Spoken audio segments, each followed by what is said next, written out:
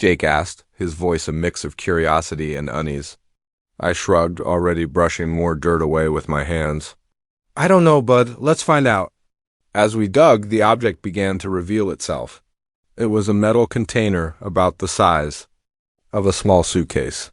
It looked old, the once shiny surface, now pitted and corroded. My mind raced with possibilities. A time capsule? Buried treasure? Or maybe just some farmer's junk tossed in a hole and forgotten. It took another hour of careful digging to free the container from the earth. By the time we hauled it out of the well, the sun was setting long shadows stretching across the field. We carried our find back to the barn, both of us silent, lost in our own thoughts about what might be inside. Under the harsh glare of the barn's floodlights, I examined the container more closely. It was sealed tight, with no clear way to open it. A faded inscription was just barely visible on one side, but years of corrosion had rendered it illegible. Should we open it? Jake asked, practically bouncing with excitement. I hesitated. Part of me thought we should call the police or maybe a lair? What if this was evidence of something? But curiosity won out. All right, I said, reaching for a crowbar. Stand back. It took some effort, but eventually the lid creaked open. The smell hit us first musty and damp, like an old cellar. Inside, wrapped in layers of waxy paper, was a stack of documents and photographs. I picked up the first photo and held it under the light. It showed a young woman, maybe in her early 20s, smiling at the camera. The picture was old, probably. From the 1960s, judging by her hairstyle and clothes. I turned it over. On the back, written in faded ink, Sarah Milligan, 1964. Jake peered over my shoulder. Who's that, Dad? I shook my head. I don't know. But even as I said it, a strange feeling stirred in my gut. The name Milligan sounded familiar, but I couldn't place why. We spent the next hour going through the contents of the box. There were more photos, all of the same young woman Sarah at various locations that looked like this very farm. There were also letters, newspaper clippings, and a small leather-bound journal. As I flipped through the journal, a yellowed newspaper clipping fell out. The headline made my blood run cold. Local woman still missing after 3 months. I read the article quickly, my heart pounding. Sarah Milligan had vanished from her family's farm in the summer of 1964. Despite an extensive search, no trace of her had ever been found. The article mentioned that Sarah's father, the owner of the farm, was the primary suspect, but was never charged due to lack of evidence. Dad? Jake's voice brought me back to the present. What's wrong? I looked at my son, trying to keep my voice calm. Jake, I think we just found evidence in a very old missing persons case. His eyes widened. Really? Like a real mystery? I nodded, my mind still spinning. Yeah, but a real mystery. I began gathering the documents, careful not to disturb them more than necessary. We need to call the police. The next few hours passed in a blur. Deputies arrived at the farm, followed by detectives and a crime scene unit. Our quiet little farmhouse became the epicenter of sudden, intense activity. Jake and I were questioned separately, telling and retelling how we'd found the box. It was past midnight before things finally began to quiet down. The container and all its contents had been taken in as evidence, and we were told not to discuss the case with anyone. Not that we knew anyone to talk to, we were still new in town and barely knew the neighbors. I tucked Jake into bed, his head full of excitement over our discovery. But sleep wouldn't come for me. I sat at the kitchen table, a cold cup of coffee in front of me, staring out across the darkened fields. What had happened to Sarah Milligan? And why did her name sound so familiar? The next morning I drove into town, determined to dig deeper. The local library was small, but it had archives of the town's newspaper dating back decades. I spent hours hunched over microfiche, combing through everything I could find on the Milligan case. Sarah had been 23 when she vanished engaged to be married. Her fiancé had reported her missing when she failed to show up for a date. The last person to see her was her father, James Milligan, who claimed she'd left the farm to run errands in town. As I read, the pieces began to fall into place. James Milligan, that was my uncle's name. The uncle who had left me this farm. With a growing sense of dread, I realized why Sarah's name had sounded familiar. My mother had mentioned her once, years ago, a cousin who'd gone missing before I was born. I left the library in a daze, my mind racing. Had my uncle been involved in Sarah's disappearance? Had I inherited not just a farm, but a dark family secret? When I got home, a police car was parked in the driveway. Detective Reeves, the lead investigator, was waiting for me. "Mr. Collins," she said as I climbed out of my truck, "we need to talk." We sat at the kitchen table, the same one where I'd spent a sleepless night. Detective Reeves didn't waste time on pleasantries. "We've identified the DNA on some of the items in the box," she said, her eyes locking onto mine. "It matches Sarah Milligan. We're now treating this as a homicide investigation." I nodded, barely able to trust myself to speak. "Mr. Collins, I have to ask, did you know anything about this before you found that box?" I shook my head firmly. "No, absolutely not. I inherited this farm from my uncle 6 months ago. I never even met him." She raised an eyebrow. "Your uncle?" I took a deep breath. "James Milligan, Sarah's father." Detective Reeves leaned back, surprised. "You're related to the Milligans?" I explained what I'd learned. At the library, the connection I'd only just uncovered. As I spoke, I could see the wheels turning in the detective's mind. "Mr. Collins, I'm going to be straight with you," she said when I finished. "This complicates things. We're going to need to do a thorough search of the property. And I'm afraid you and your son might need to find somewhere else to stay for a while." I nodded, feeling numb. "Of course, whatever you need." The next few weeks were a nightmare. The farm became a crime scene, with police and forensic teams combing every inch of the property. Jake and I moved into a motel in town, watching from a distance as our new home was torn apart in search of evidence. The story hit the local news and then went national. Suddenly, our quiet little town was overrun with reporters and true crime enthusiasts. Everyone wanted to know about the mysterious box, about Sarah Milligan, about the farmer who'd inherited a decades-old secret. I tried to shield Jake from the worst of it, but it was impossible to hide everything. He was old enough to grasp the basics of what was happening, and his initial excitement about solving a mystery had given way to a more somber understanding of the reality we faced. It was Jake who finally asked the question I'd been avoiding. "Dad, do you think Uncle James did it? Do you think he killed Sarah?" I pulled him close, wishing I had a better answer. "I don't know, buddy. I really don't know." As the investigation dragged on, more details emerged. Old case files were reopened, witnesses re-interviewed. The picture that formed was a sad one. Sarah had wanted to leave the farm to start a life with her fiancés. James Milligan had opposed the marriage, wanting Sarah to stay and help run the family business. But there was no smoking gun, no confession, just a lot of circumstantial evidence. A family torn apart by secrets and suspicion. Finally, after nearly 2 months, we were allowed to return to the farm. The police had found no other evidence, and while the investigation remained open, they had no reason to keep us from our home. The farm felt different now. Every creaking floorboard, every rustle in the fields seemed to whisper of long-buried secrets.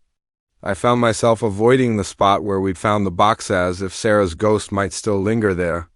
As we settled back into our routines, I couldn't shake the feeling that we were living in the shadow of a tragedy. The farm that was supposed to be our fresh start now felt tainted, haunted by echoes of the past, but we stayed. Partly because we had nowhere else to go, but also because it felt like we owed it to Sarah to uncover the truth, to bring her story to light after so many years of silence. I don't know if we'll ever know exactly what happened to Sarah Milligan, but I do know this. Her story and the secrets of this farm are now part of our lives, and somehow we'll find a way to live with that, to honor her memory while building our own future on this land. Every time I pick up a shovel now, I can't help but wonder what other secrets might be buried beneath our feet. And are some things better left undiscovered? The first time I saw the blue sedan, I thought nothing of it. By the third time, my palms were sweating on the steering wheel. By the fifth, I was fighting the urge to scream. It started. As a fun road trip, a chance for Emily and me to reconnect after a rough patch in our relationship. We'd planned a route from New York to California, mapping out quirky roadside attractions and scenic viewpoints along the way. But 3 days in, our carefree adventure had turned into a waking nightmare. We'd stopped for gas just outside Chicago when I first noticed the car. It was a nondescript blue sedan, probably a Toyota or Honda, with tinted windows that made it impossible to see the driver. As I filled up our tank, I saw it pull into the pump across from us. Nothing unusual about that. But then, 2 hours later, at a diner in the middle of nowhere, there it was again, parked a few spaces down. Structure was riddled with them, each cut precise and deliberate. What the hell? I breathed, peering inside the ruined shelter. The interior was a mess. Sleeping bags shredded, clothes strewn about. A flashlight lay on its side, its beam creating eerie shadows as it illuminated a small notebook. I picked it up, flipping to the last entry. The handwriting was shaky, almost frantic. Day 3, it's still out there. We can hear it moving around the camp at night. The others think I'm crazy, but I know what I saw. It's not a bear. It's not anything natural. God help us if it gets in. I showed the notebook to Jamie, watching the color drain from his face. We should go, he whispered. But as I turned to leave, something caught my eye. There, half hidden beneath a torn sleeping bag, was a camera. My hand shook as I picked it up, praying the battery wasn't dead. It wasn't. The screen flickered to life, showing the last image taken. My heart nearly stopped. The photo was dark, clearly taken at night, but just at the edge of the frame, illuminated by the flash, was something a shape almost human, but not quite. Long, spindly limbs. A face more shadow than substance. Eyes that reflected the camera's flash. Like a cat's, but far larger. I dropped the camera, stumbling backward. We need to leave. Now, but as I turned, horror dawned. The sun had nearly set. The forest around us deepened into twilight, shadows lengthening and merging into impenetrable gloom. Jamie was already gathering his pack. We can make it back to the trail if we hurry, he said, his voice tense. We'll hike through the night if we have to. I nodded, snatching up my own backpack. But as I turned to go, a glint of metal caught my eye. There, half buried in the soft earth near the fire pit, lay a small silver locket. Without thinking, I scooped it up and shoved it into my pocket. We set off at a brisk pace, trying to retrace our steps in the fading light. But nothing looked familiar. The trees seemed to press in closer, their branches reaching out like gnarled fingers. More than once I could have sworn I heard something moving in the underbrush, always just out of sight. Do you remember that weird symbol we saw earlier? Jamie panted as we pushed through a particularly dense thicket. I think I see another one. He was right. There, carved into a massive oak, was the same circle and line symbol we'd seen before. But this one looked older, the edges weathered and moss-covered. It's probably just a coincidence, I said, not really believing my own words. Come on, we need to keep moving. As we pressed on, more symbols appeared, some fresh, others ancient. They seemed to be guiding us, though, to what I couldn't say. Darkness was nearly complete now, our headlamps creating small islands of light in a sea of black. The forest had gone utterly silent, save for the crunch of our boots on fallen leaves and the ragged sound of our breathing. Then we heard it, a low guttural sound, somewhere between a growl and a moan. It seemed to come from everywhere and nowhere all at once. Jamie froze. What was that?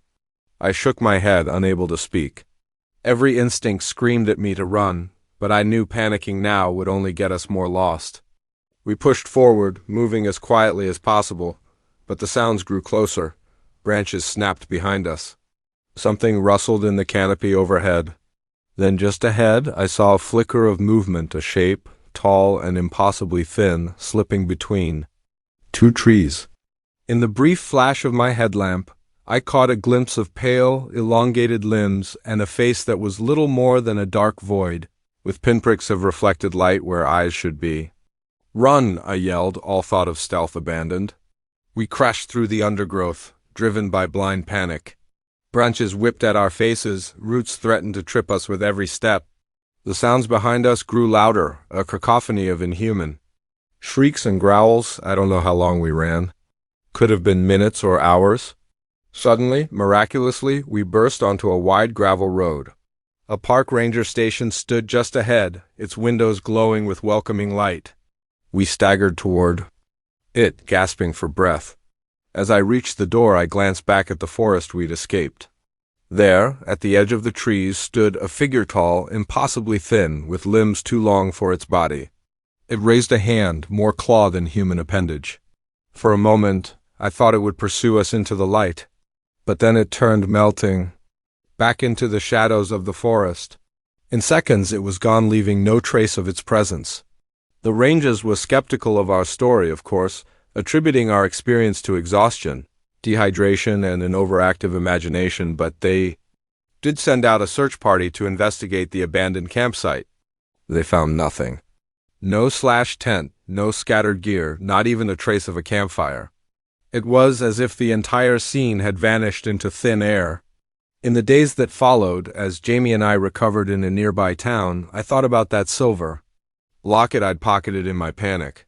When I finally worked up the courage to open it, I found a small photo inside a smiling family. Mother, father, 2 kids, posed in front of a familiar-looking clearing. I never reported finding the locket. Some part of me knew that doing so would only lead to more questions I wasn't sure I wanted answered. Jamie and I never finished our hike. By unspoken agreement, we packed up and headed home, our Appalachian Trail adventure cut short. We don't talk much about what happened in those woods. But sometimes, on dark nights when the wind whispers through the trees, I find myself thinking about that abandoned campsite, about the thing we saw in the forest, and I wonder with a chill that goes bone deep if somewhere out there, in the deepest, darkest parts of the wilderness, it's thinking about us too.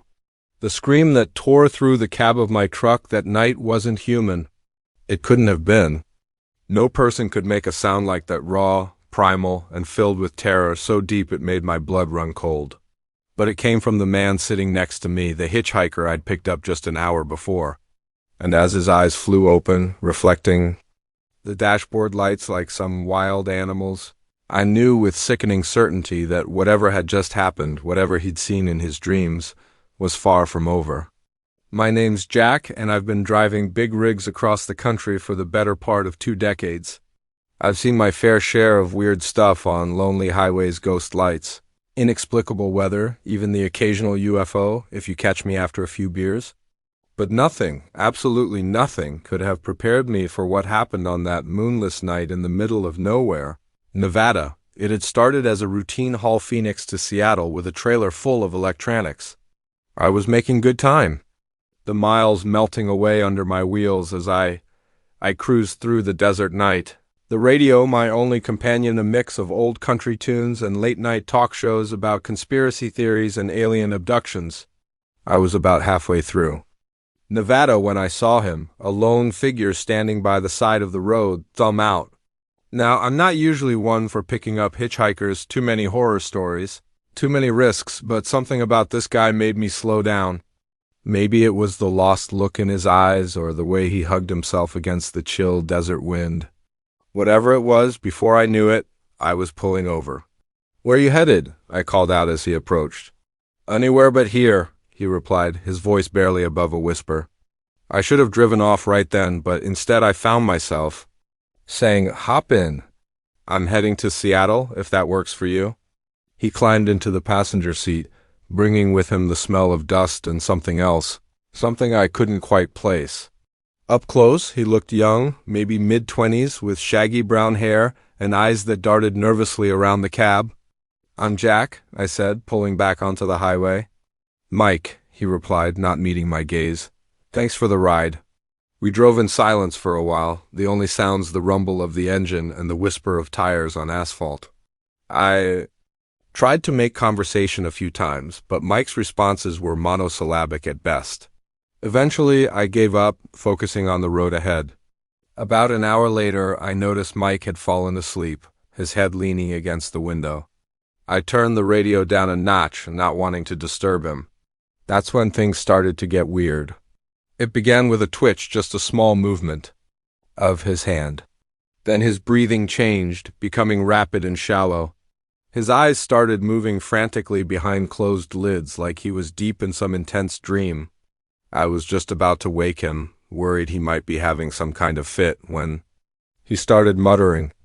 At first it was too low to make out, but it quickly grew louder. "No, no, please, don't let it find me." A chill ran down my spine, his voice filled with pure, unadulterated fear. "Hey, buddy," I said, reaching out to shake his shoulder. "Wake up, you're having a nightmare." But he didn't wake. Instead, his muttering grew more frantic, his body thrashing in the seat. "It's coming. Oh God, it's coming. Can't you see it? Can't you see its eyes?" And that's when he let out that scream, the one that made me nearly drive off the road. His eyes flew open, wild and unfocused, reflecting the green glow of the dashboard like some nocturnal animal. I managed to pull over, heart pounding in my chest. Mike, snap out of it." He turned to look at me, but his eyes seemed to be seeing something else, something beyond me. "It followed me," he whispered, his voice hoarse from screaming. "Oh God, Jack, it followed me into the truck." I felt the hairs on the back of my neck stand up. "What followed you, Mike?" "There's nothing here but us. I nudged Emily, nodding toward the car. "Is it just me, or did we see that same car at the gas station?" She squinted, then shrugged. "Maybe it's just a pretty common car. Probably a coincidence." I tried to believe her, but a nagging feeling had taken root in my gut. As we ate our burgers, I kept glancing out the window, half expecting to see someone watching us. But the car just sat there, silent and empty. We hit the road again, and for a while I managed to relax. We sang along to our road trip playlist, played silly car games, and marveled at the changing landscape as we pushed west. But as the sun began to set and we pulled into a small town to find a motel for the night, my blood ran cold. There, in the parking lot of the only motel in town, was the blue sedan. "Ma'am?" I said, my voice tight. She followed my gaze, and I saw the moment realization dawned on her face. "Okay, that's a little weird," she admitted.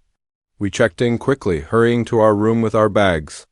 I double-checked the lock on the door, then peered out through the curtains. The blue car was still there, its windows reflecting the neon glow of the motel sign. "Should we call the police?" Emily asked, her voice small. I hesitated. "And, tell them what? That we've seen the same car 3 times in one day? They'll think we're paranoid." We spent a restless night, taking turns to keep watch, but nothing happened. When morning came, the blue car was gone. I wanted to believe it was over, that maybe we really had just been paranoid.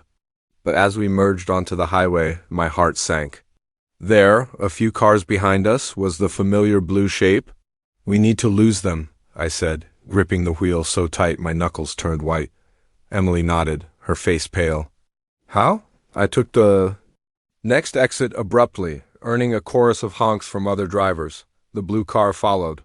I turned down side streets at random, trying to be unpredictable. Sometimes I caught a glimpse of our pursuer in the rearview mirror, sometimes not, but they always reappeared. After an hour of this cat-and-mouse game, we found ourselves on a lonely stretch of country road. Fields of corn stretched out on either side, broken only by the occasional farmhouse or barn. "What do we do now?" Emily asked, her voice shaking. I opened my mouth to respond, but before I could, I saw something that made my heart leap into my throat. Up ahead, an old barn loomed by the roadside, its faded red paint peeling in the sun. Parked behind it, just visible, was a blue sedan.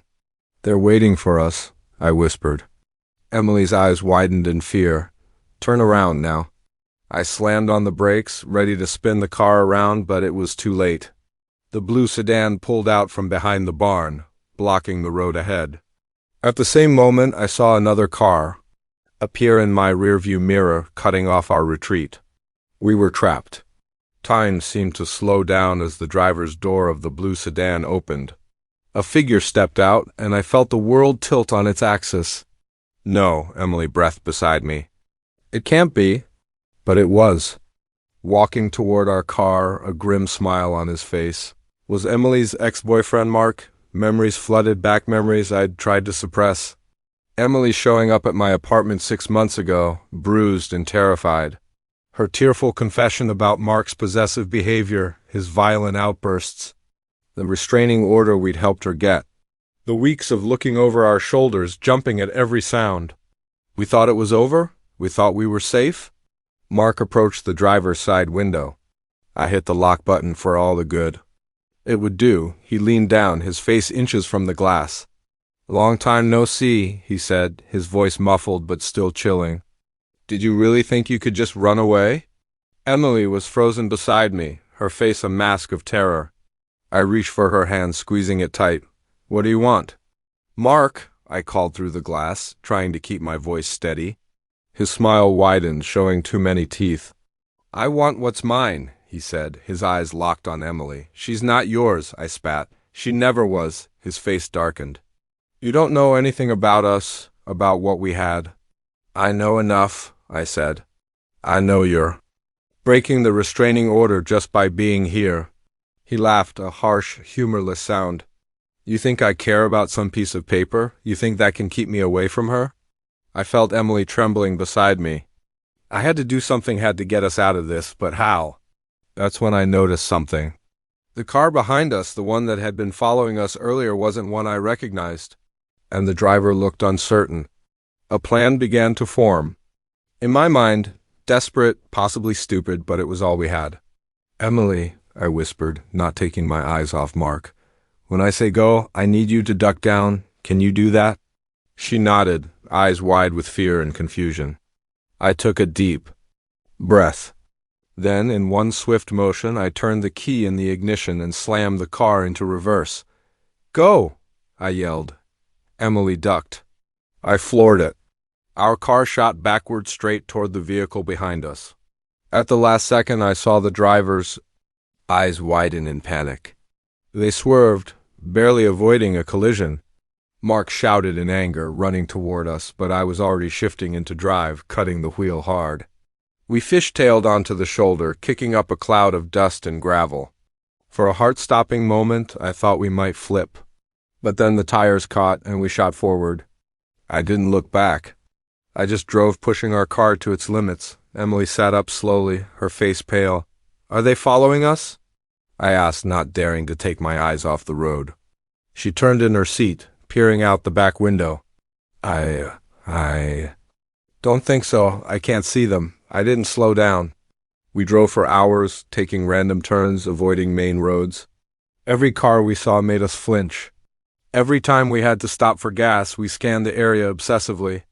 It was well past midnight when we finally felt safe enough to stop. We found a small motel in a town we'd never heard of, paid cash for a room, and collapsed onto the bed exhausted and shell-shocked. "How did he find us?" Emily whispered into the darkness. I shook my head, even though she couldn't see it. "I don't know. Maybe he hacked your phone or something." "We'll get new ones tomorrow." She was quiet. For a long moment. "I'm so sorry," she said finally, her voice breaking. "This is all my fault. I've ruined everything." I turned to her, pulling her close. "Hey, no, this is not your fault. None of this is your fault. It's all on him." She buried her face in my shoulder, her body shaking with silent sobs. I held her, my mind racing. What were we going to do now? We couldn't go home. Mark knew where we lived, where we worked. We couldn't continue our trip. He'd been able to follow us this far. Who knew how long he could keep it up? As the first light of dawn began to seep through the curtains, I made a decision. "We're going to disappear," I said. Emily looked up at me, her eyes red and puffy. "What do you mean?" "I mean, we're going to become different people, new names, new identities. We'll go somewhere he'd never think to look." It sounded crazy, even as I said it. But what choice did we have? Emily was quiet for a long moment. Then slowly, she nodded. "Okay," she said. "Let's do it." And so, as the sun rose on a new day, we began planning our vanishing act. Our road trip had become an escape route leading us not to California, but to a new life entirely. I don't know if we'll ever truly be free of Mark, I don't know. If we'll ever stop looking over our shoulders, But I do know we're in this together, and together we'll find a way to survive. The open road stretches out before us, full of possibility and danger in equal measure. We drive on into an uncertain future, leaving the past in our rearview mirror. For now, at least we're free. The last time I saw Eliza Thompson, she was laughing. It's an image seared into my memory, her head thrown back, long dark hair catching the golden light of the sunset, the sound of her joy carried away by the sea breeze. I didn't know then that it would be the last time I'd ever see her, that in less than 12 hours, she would vanish without a trace, leaving behind nothing but questions and a growing sense of dread that threatened to swallow us all. I'm getting ahead let me start at the beginning. My name is Michael Chun, and I was a security officer aboard the Emerald Princess, a luxury cruise ship sailing through the Caribbean.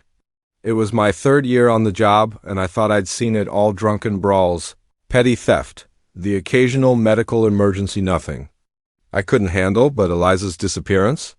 That was something else entirely. The day began like any other at sea. I started my shift at 6 a.m., making my rounds through the ship's corridors and public areas. Everything was quiet, most passengers still asleep in their cabins. As I passed the ship's grand atrium, I nodded to Eliza, who was just finishing her night shift at the reception desk. "Morning, Michael," she said, stifling a yawn. "Anything exciting planned for today?" I shrugged. "Just the usual. You should get some rest. You look beat." She laughed, gathering her things. "Oh, I will. But first, I'm going to watch the sunrise from my favorite spot on the upper deck. Want to join me?" I hesitated. I was on duty, but it was a quiet morning. Sure, why not? I could use some fresh air. Together, we made our way to a secluded spot on deck 16, leaning against the railing as the sky slowly lightened. Eliza closed her eyes, breathing in the salty air. "I love this," she said softly. "No matter how many cruises I work, this never gets old." I watched her from the corner of my eye, struck by how peaceful she looked. We'd become friends over the past few months, sharing meals in the crew mess and swapping stories during our off hours. But in that moment, I realized there was still so much I didn't know about her. "How long have you been working on cruise ships?" I asked. She opened her eyes, a wistful smile playing on her lips. 5 years now. It was supposed to just a gap year thing after college.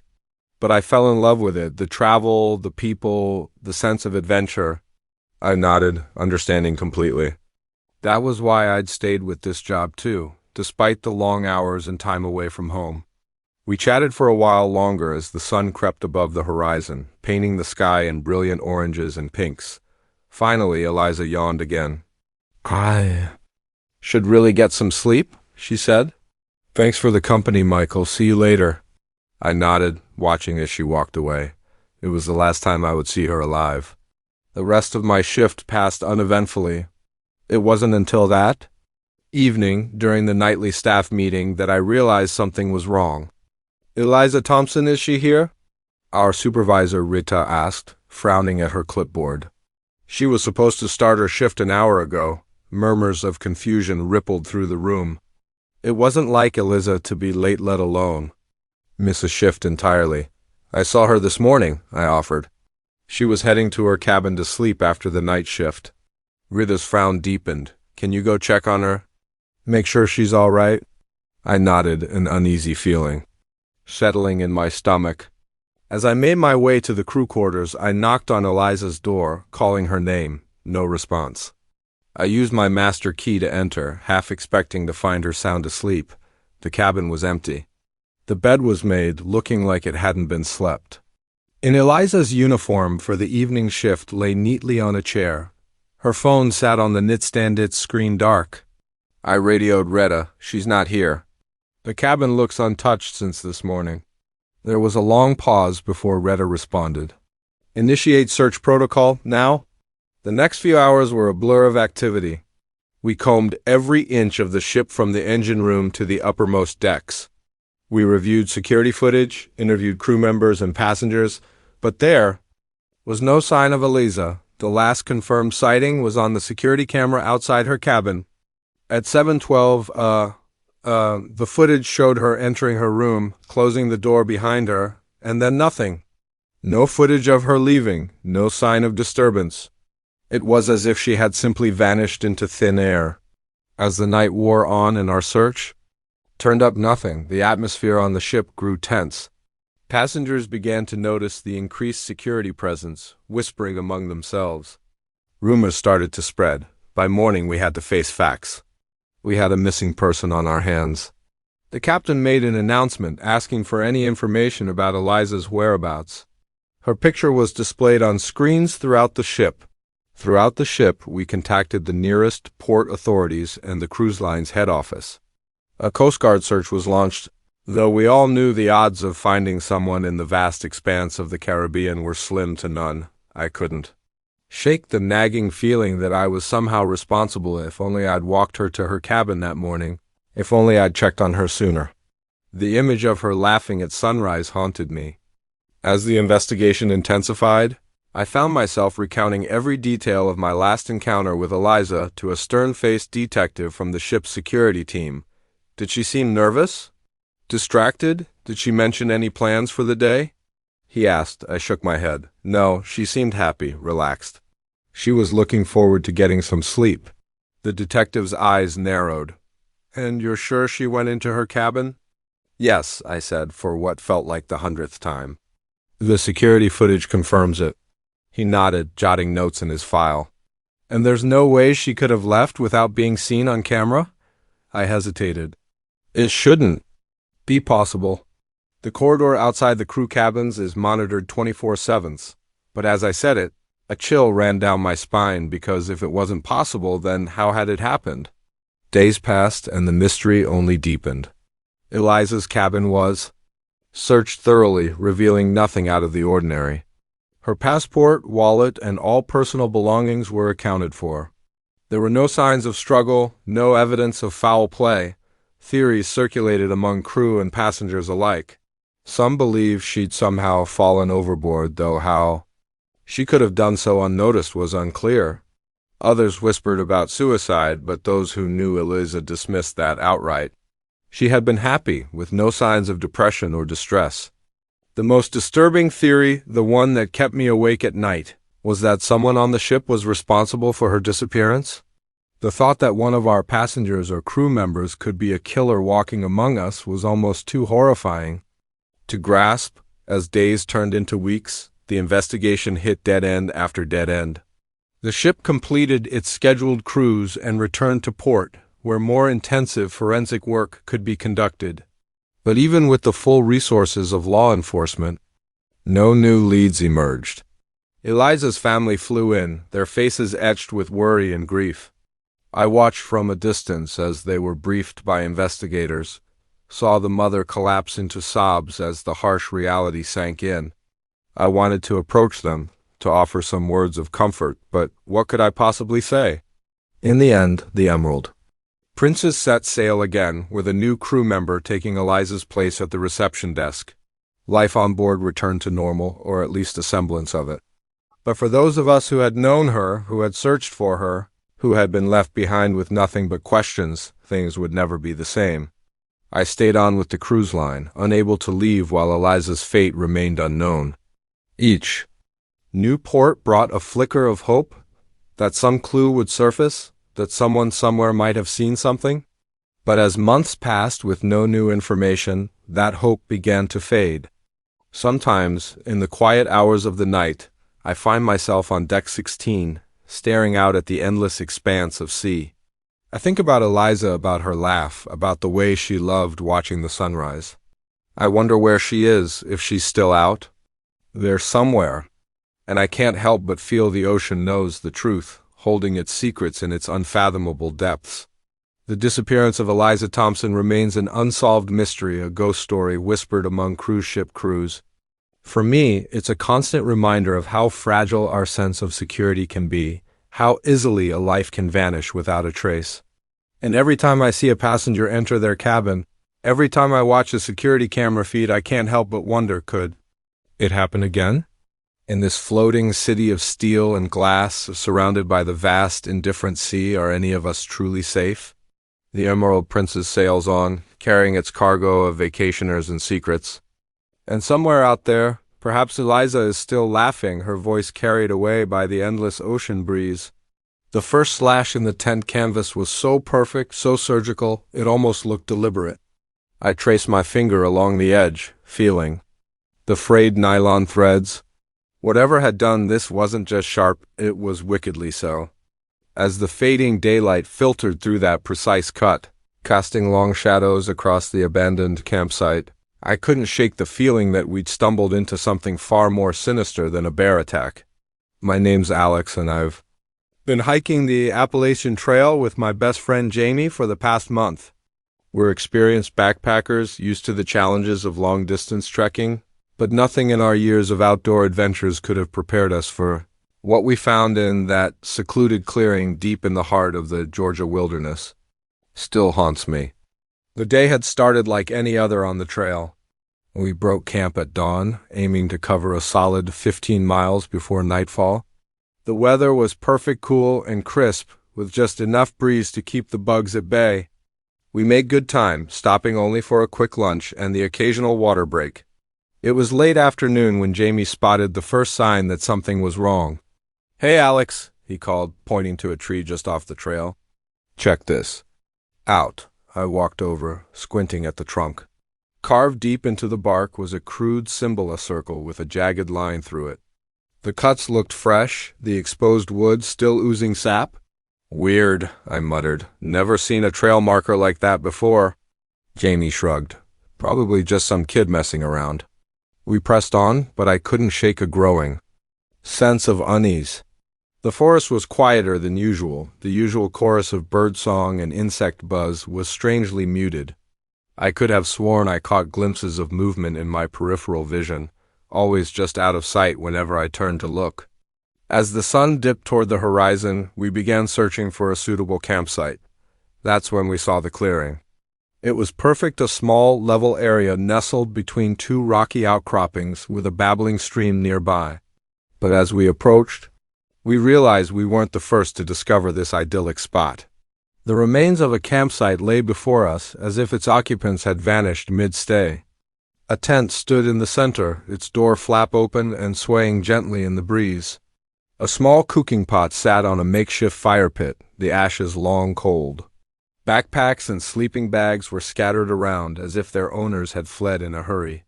Jamie and I exchanged glances. This wasn't normal. Even the messiest campers usually packed up before moving on. "Hello?" Jamie called out, "Anyone here?" His voice echoed through the clearing, met only by the soft gurgle of the stream and the rustle of leaves overhead. He shook his head violently. "You can't see it, but it's here. It's always here." His eyes darted around the cab, following something invisible. "We have to get out now." Before I could stop him, he'd thrown open the passenger door and leapt out into the night. I cursed, fumbling with my seatbelt before following him. The desert night was cold and still, the only sounds the tick of the cooling engine and Mike's ragged breathing. He stood a few feet from the truck, arms wrapped around himself, shaking like a leaf. "Mike," I said, approaching slowly, like you would a spooked animal. "What's going on? What do you think is following you?" He turned to me, his face pale in the truck's headlights. "I don't know what it is, but it's been after me for days ever since I found that thing in the desert." "What thing?" I asked, a sick feeling growing in my gut. Mike reached into his pocket with a shaking hand, pulling out what looked like a small stone. But as he held it up, I realized it wasn't a stone at all. It was some kind of artifact, carved with intricate symbols I'd never seen before. In the harsh glare of the headlights, it seemed to shimmer and shift, as if the symbols were moving. "I found this out there," Mike said, gesturing vaguely at the dark expanse of desert around us. "In some kind of old ruin. I thought it might be worth something." He laughed bitterly. I didn't know it would wake it up." "Wake what up?" I asked, though I wasn't sure I wanted to know the answer. Mike's eyes met mine, filled with a terror that made my blood run cold. "The thing that lives in the spaces between. The thing that hunts in dreams. It wants this back," he said, holding up the artifact.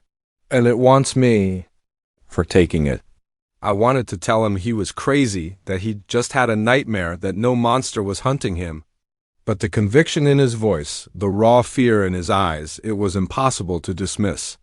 "Okay," I said, trying to keep my voice calm. "Okay, so why don't we just give it back? Throw that thing away and be done with it."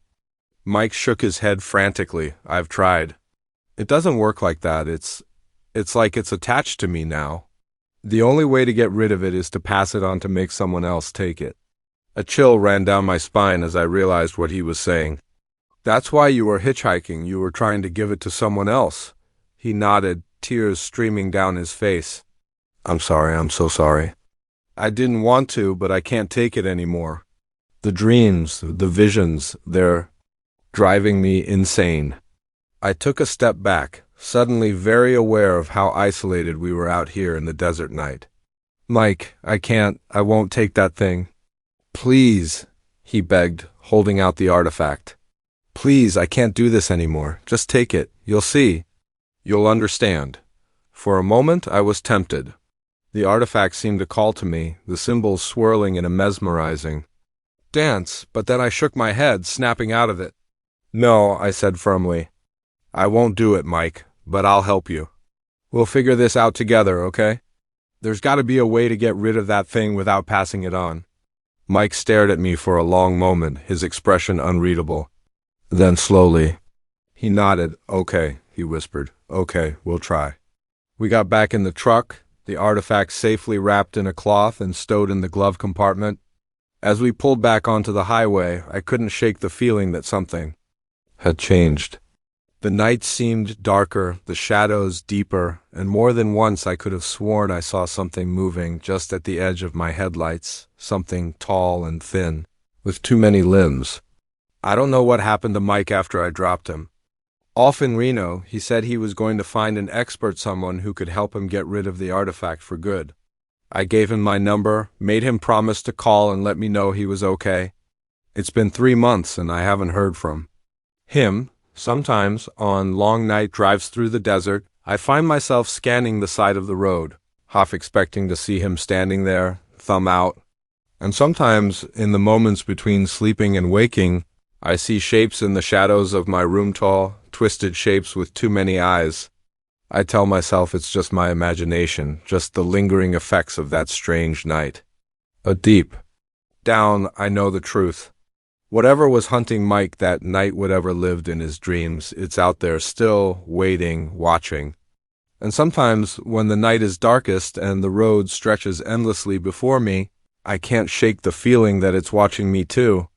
The leather-bound journal fell open in my hands, its yellowed pages releasing a musty cloud of dust and decay.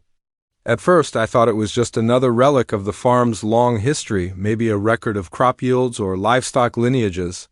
But as my eyes skimmed the faded, spidery handwriting, my heart began to race.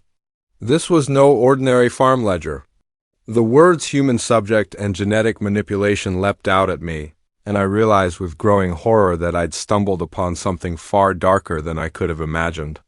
Little did I know this discovery would plunge me into a nightmare that would make me question everything I thought I knew about the quiet rural world around me.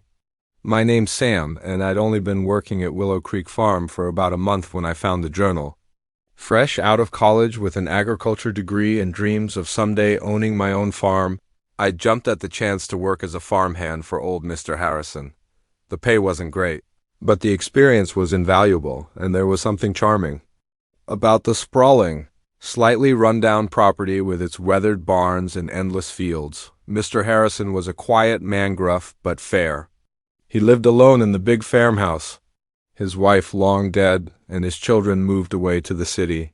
He didn't talk much about the farm's history, just gave me my daily tasks and left me to it.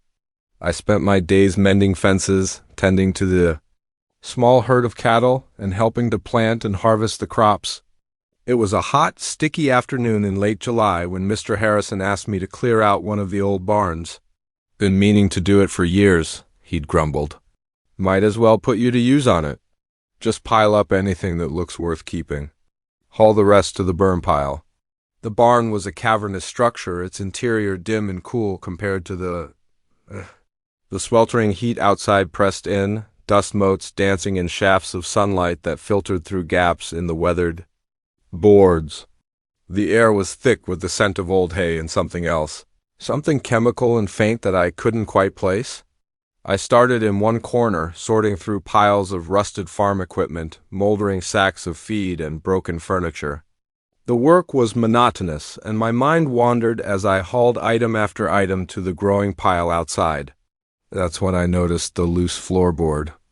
I might have missed it entirely if my boot hadn't caught on the edge, nearly sending me sprawling. Curious, I knelt down to examine it. The board shifted easily under my hands, and as I lifted it, I saw a small space beneath just big enough to hide something. The journal was wrapped in oilcloth, surprisingly well preserved considering its hiding place. I pulled it out, glancing over my shoulder guiltily. Though I knew Mr. Harrison was off in the fields, it felt invasive reading. Someone else's private thoughts. But my curiosity got the better of me.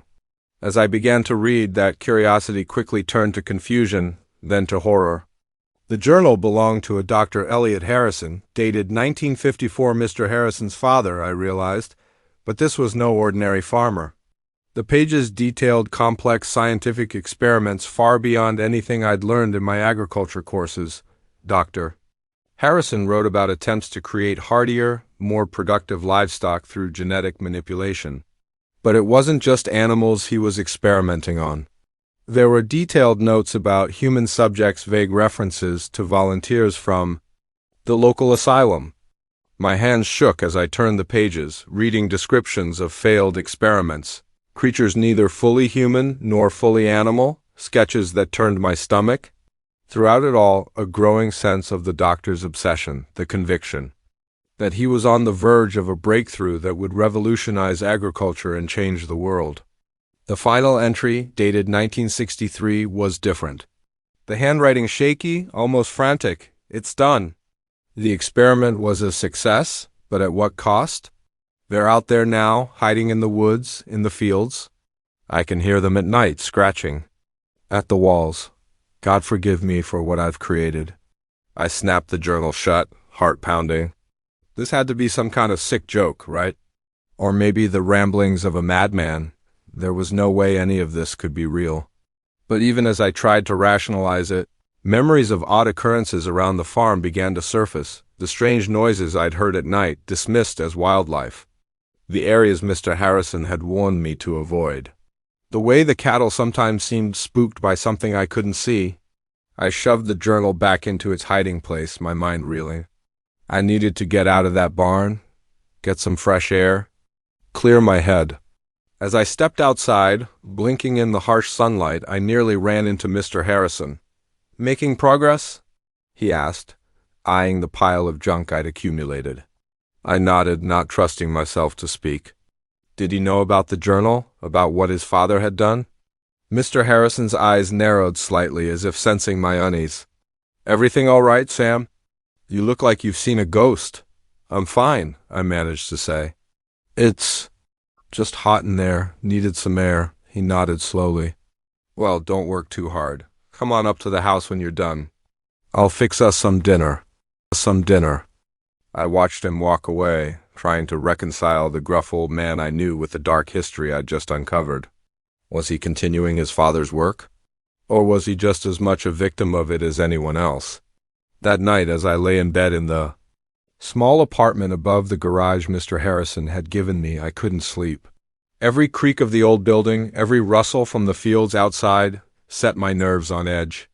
I kept thinking about the journal, about the creatures Dr. Harrison had written about. Were they still out there after all these years? A sudden noise outside my window made me bolt upright. It was a strange, guttural sound unlike anything I'd ever heard before. Heart pounding, I crept to the window and peered out into the darkness. At first I saw nothing, but then movement caught my eye. Something was moving in the field beyond the barn, something large and definitely not a cow. Its movements were jerky, unnatural. Then it turned and I caught a glimpse of its face in the moonlight. I stumbled back I pressed my face to the window, biting back a scream. What I'd seen wasn't human, but it wasn't fully animal either. It was something in between, something that shouldn't exist. I spent the rest of the night huddled in bed, every muscle tense, listening to the sounds of movement outside.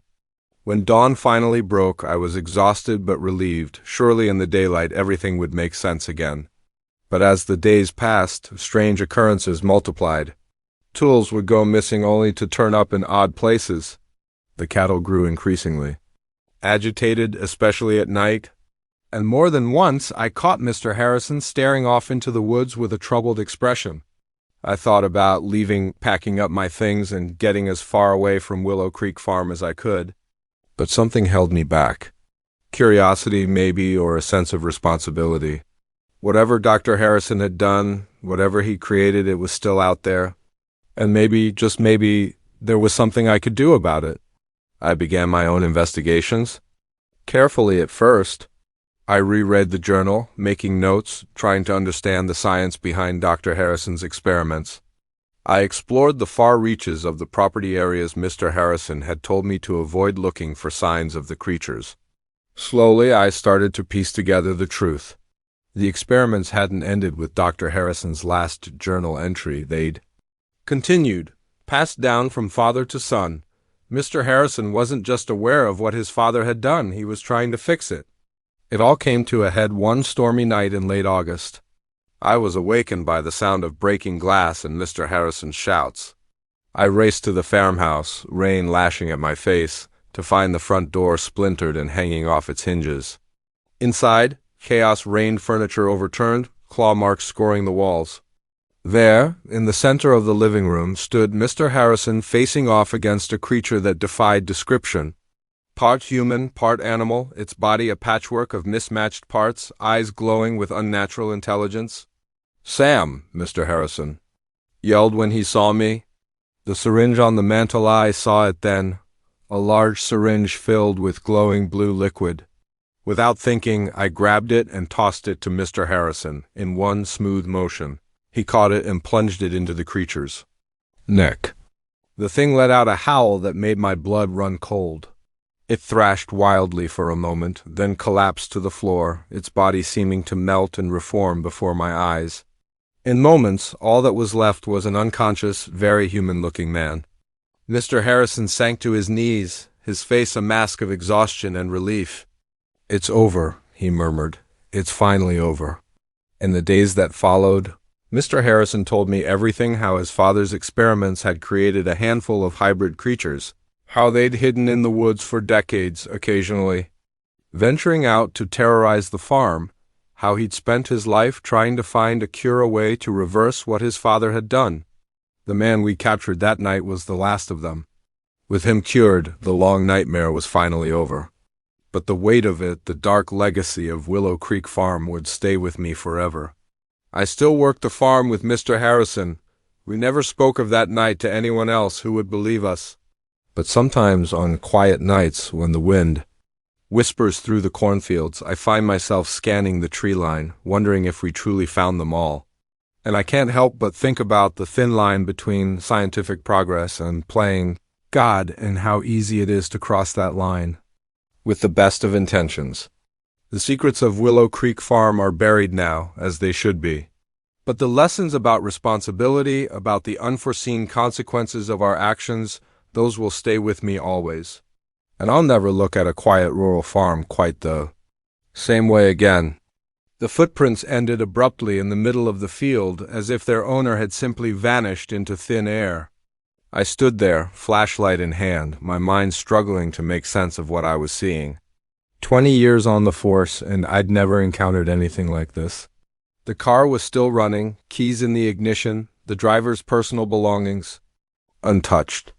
It was as if the driver had stepped out for a moment and just disappeared. Little did I know this seemingly routine call would lead me down a rabbit hole of inexplicable events and unsolved mysteries that would haunt me for years to come. My name's Sarah Jennings, and I've been a state trooper in Nevada for 2 decades. I thought I'd seen it all: high-speed chases, horrific accidents, even the occasional UFO report from some poor soul who'd been out in the desert heat too long. But nothing could have prepared me for what happened that night on a lonely stretch of Highway 50, deep in the heart of what locals call the loneliest road in America. It began as a routine night shift. I was cruising along the highway, more tumbleweeds than traffic keeping me company, when the call came through. A passing motorist reported an abandoned vehicle on the side of the road, hazard lights blinking. Standard procedure. I'd check it out, call a tow if needed, and be on my way. Pulling up behind the vehicle, a late-model sedan, nothing remarkable, I noticed something odd. The engine was still running. Approaching cautiously, one hand resting on my holster out of habit, I saw the driver's side door was slightly ajar. But there was no sign of the driver. I swept my flashlight into the interior. Everything looked normal. A half-empty water bottle in the cup holder, a phone charging on the dashboard, a duffel bag in the back seat. No signs of struggle, no blood. Nothing to suggest foul play. Hello? I called out, my beam cutting across the surrounding area. Anyone there? Only the whisper of the desert wind answered. That's when I noticed the footprints, a single set leading away from the driver's side door into the field beside the highway. They were clear and purposeful, not the staggering tracks of someone injured or disoriented. I radioed in my situation and began to follow the prints. The field was mostly bare scrub brush, rushes, and hard-packed earth easy to track with my flashlight's beam. I expected to find the driver relieving himself behind a bush or maybe wandering off in confusion. Instead, I found nothing. The footprints stopped abruptly about 50 yards into the field. One moment, they were there, clear as day, and the next nothing. Just undisturbed earth stretching out into the darkness? I stood there, flashlight in hand, mind refusing to accept what I was seeing. People don't just vanish. There had to be an explanation. I searched the area thoroughly, widening my circle, looking for any sign of disturbance. Nothing, no scuff marks to indicate someone had jumped or been lifted, no signs of struggle. Just those footprints ending in the middle of nowhere. By the time backup arrived, I was sweating despite the cool night air. My partner Mike took one look at my face and knew something was wrong. "What have we got, Sarah?" he asked, hand instinctively moving to his holster. I explained the situation, showing him the car and the footprints, the impossible ending. He followed me into the field, bewilderment growing with each step. "This is weird," he said finally, standing at the trail's end. "Really weird." We called in forensics and had the area cordoned off. The next few hours blurred into a frenzy photographing the scene, taking casts of the footprints, searching the vehicle. The driver was identified as David Chun, 37. A software engineer from San Francisco. His family was contacted. No, they hadn't heard from him. Yes, he was driving to visit them in Denver. No, he had no history of mental illness or erratic behavior. As dawn cast long shadows across the field, we were no closer to an explanation. David Chen had simply vanished, leaving behind a running car and a set of footprints that led nowhere. In the days that followed, the investigation intensified. Search parties combed the area. Helicopters with thermal imaging scanned miles around. David's phone records, bank statements, and internet history were scrutinized. Missing persons bulletins were issued across multiple states. Nothing, not a single clue as to what had happened to David Chun. Theories abounded, each more outlandish than the last. Some suggested he'd been abducted by criminals, by a cult, even aliens. Others proposed he'd staged his own disappearance. There was talk of secret government experiments and portals to other dimensions. I tried to stay grounded, focusing on facts. But the deeper I dug, the stranger things became. A week after David's disappearance, I received an anonymous tip. The caller's voice was trembling, disguised by some kind of modulator. They told me to look into something called the Highway of Tears.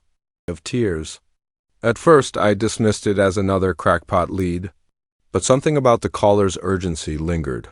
That night, unable to sleep, I started researching. What I found chilled me to the bone.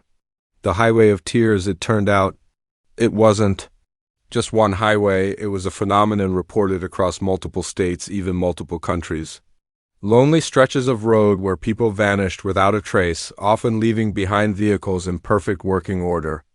In some cases, witnesses reported strange lights in the sky. In others, they described a disorienting sense of lost time, as if the world around them was shifting and changing.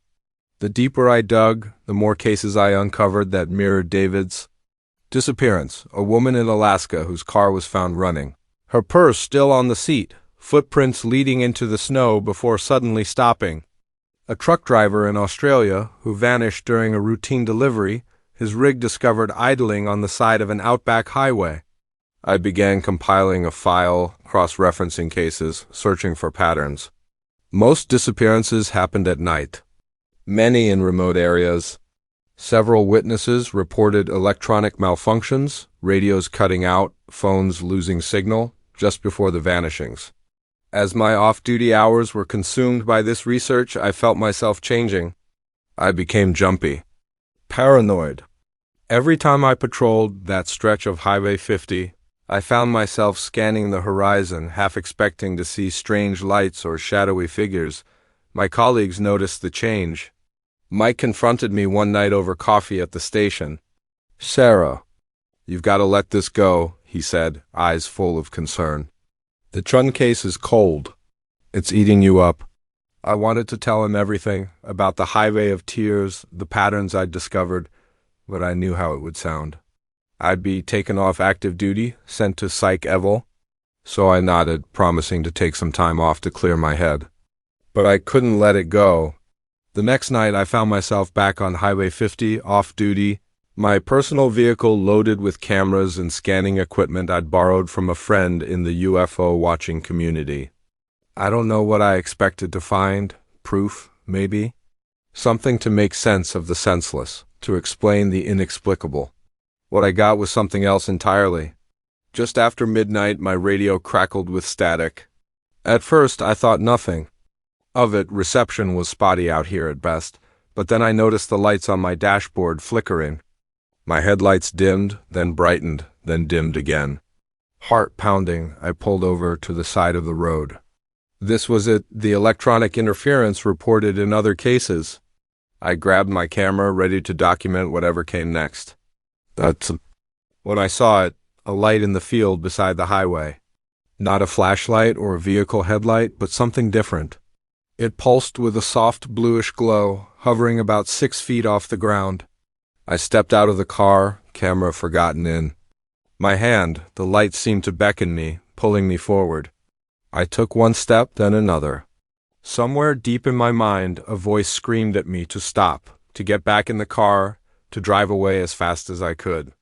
But it was drowned out by an overwhelming sense of curiosity, of longing. I had to know what the light was. Had to understand. I don't know how long I walked. Time seemed to lose all meaning. The light stayed just ahead of me, always just out of reach. I was vaguely aware of my feet moving, of brush scraping against my legs, and then suddenly the light was gone. I blinked, disoriented, the spell broken. I found myself standing in the middle of the field, no idea how far I'd come.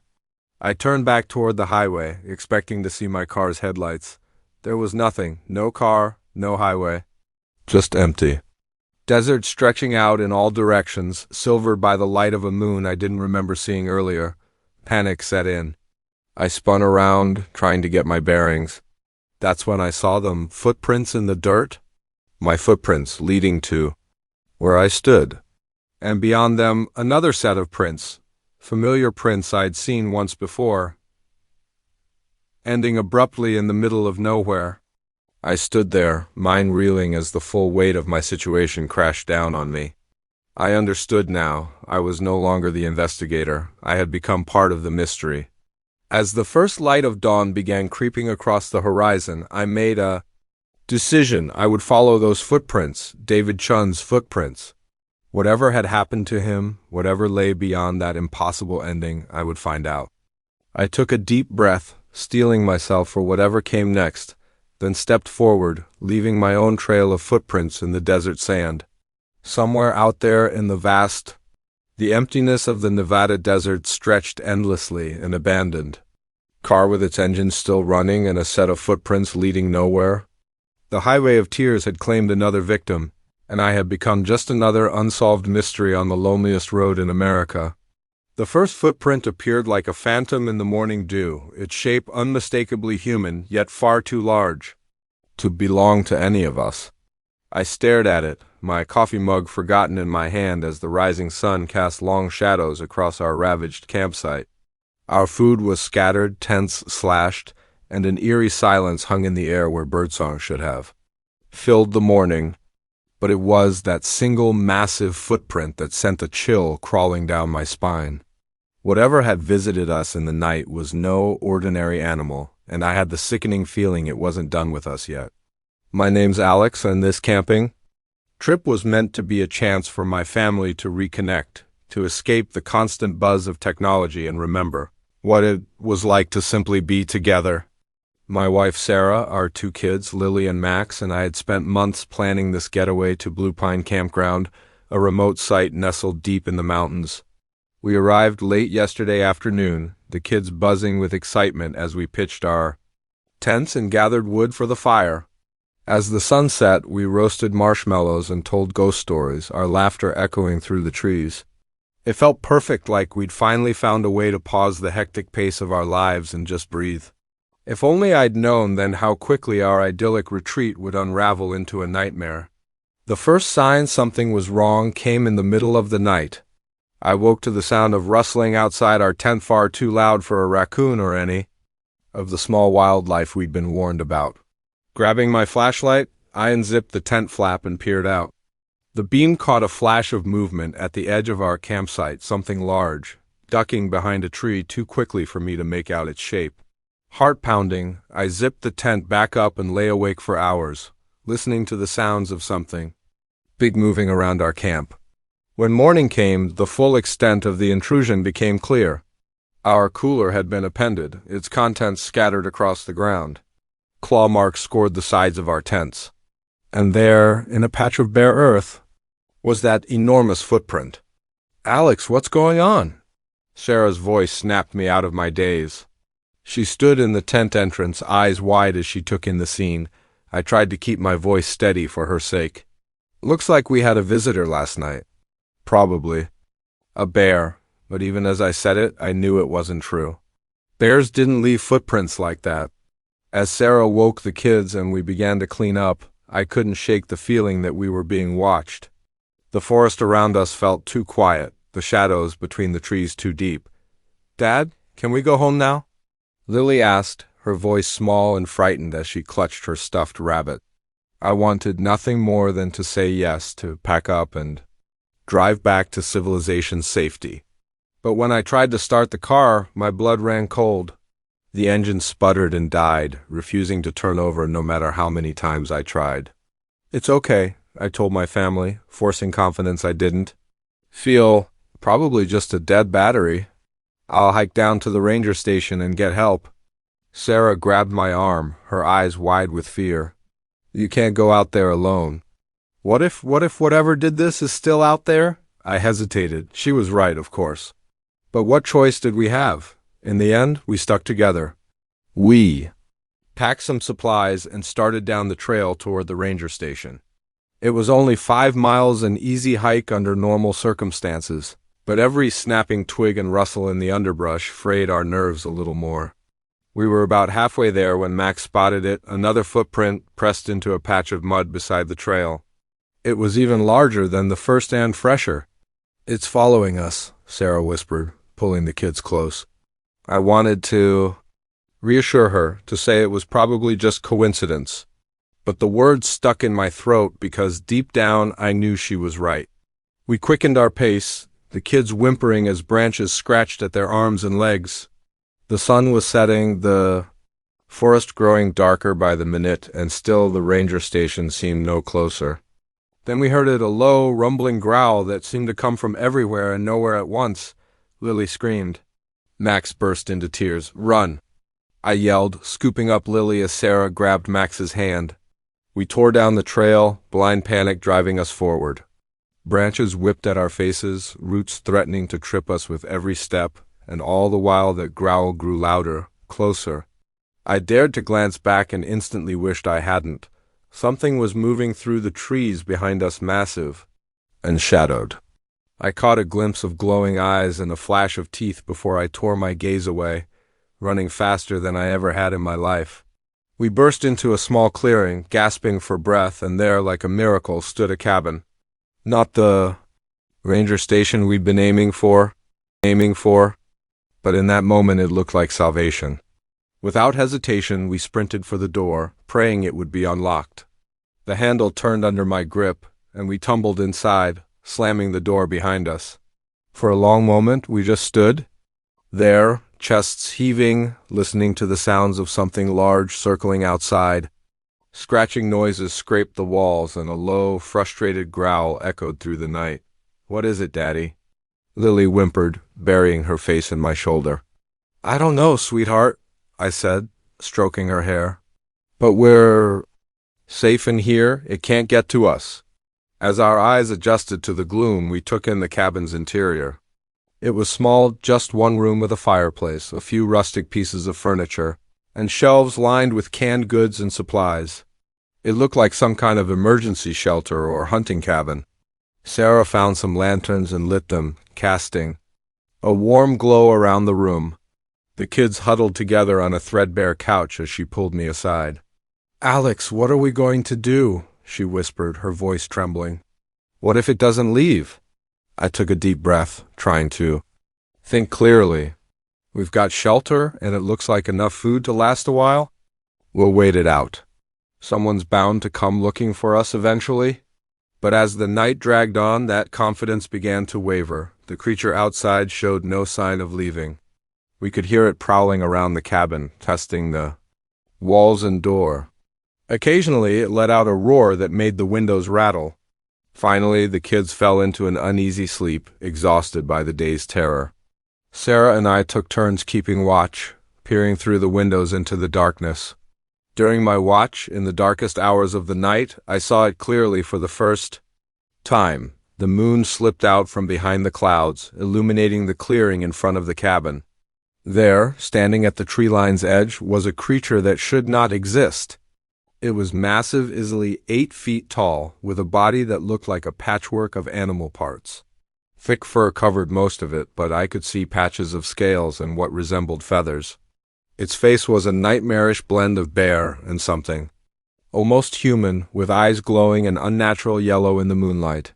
Frozen in horror, I watched as it locked those glowing eyes onto me, and then, impossibly, it smiled, revealing rows of razor-sharp teeth. I stumbled back from the window, heart pounding so fiercely I thought it might burst from my chest. This couldn't be real. Creatures like that didn't exist, they couldn't, but the growl rumbling through the night was all too real. I don't know how long we stayed in that cabin. Days blurred together, marked only by the rising and setting sun and the constant presence of the creature outside. We rationed food carefully, knowing we might be trapped for a long time. The kids were surprisingly resilient, turning our confinement into a game of sorts. But I saw the strain on Sarah constant fear was wearing on her. On what I think was the 5th day, we woke to silence. No growls, no scratching at the walls. Cautiously, I peered out the window. The clearing was empty. We waited another full day before daring to venture out. The forest seemed normal again, birds singing and small animals scurrying about. But the claw marks on the cabin walls and the massive footprints in the mud were undeniable proof of what we'd been through. We made our way back to the campsite, half expecting to find it destroyed. Instead, we found park rangers and a search party. Our car had been fixed apparently. Someone had noticed it sitting abandoned and called it in. We told a sanitized version of events that we'd gotten lost, found the cabin, and waited out a storm. Who would believe the truth? As we drove home, the kids chattered excitedly about their adventure, but I couldn't shake the feeling we glimpsed something we were never meant to see. A creature that lurks in the world's shadows, defying explanation. We never went camping again. But sometimes, on dark nights when the wind howls outside our safely locked doors, I find myself thinking about that cabin in the woods, and I wonder if somewhere out there, in the vast wilderness, that creature still roams waiting for the next unsuspecting family to cross its path. The wilderness holds secrets, ancient and terrifying, and sometimes those secrets have teeth and claws. The first thing I noticed was the silence. On a cruise ship carrying over 3,000 passengers and 1,500 crew members, silence is never a good sign. I stood in the middle of the Lido deck, where just hours earlier families had been splashing in the pool and music had blared from the speakers. Now there was nothing but the gentle lap of waves against the hull and the distant hum of engines. Turning slowly in a circle, taking in the abandoned lounge chairs and half-empty cocktails, a chill ran down my spine. Where was everyone? And why did the air suddenly feel so different? My name is Mia Chun, and what should have been a relaxing Caribbean cruise turned into the most bewildering and terrifying experience of my life. I'm still not sure I believe what happened to me. But one thing is certain, time isn't as linear as we think, and sometimes the fabric of reality slips in ways we can't begin to understand. It had started as a typical day at sea. I woke late, nursing a slight hangover from the previous night's karaoke party. After a greasy breakfast, I spent the morning lounging by the pool with my latest beach read. Around noon, I decided to head back to my cabin for a quick nap before the afternoon's activities. I remember closing my eyes, the gentle rocking of the ship lulling me to sleep. When I woke, the light filtering through my porthole seemed off dimmer somehow, with a strange bluish tint I'd never seen before.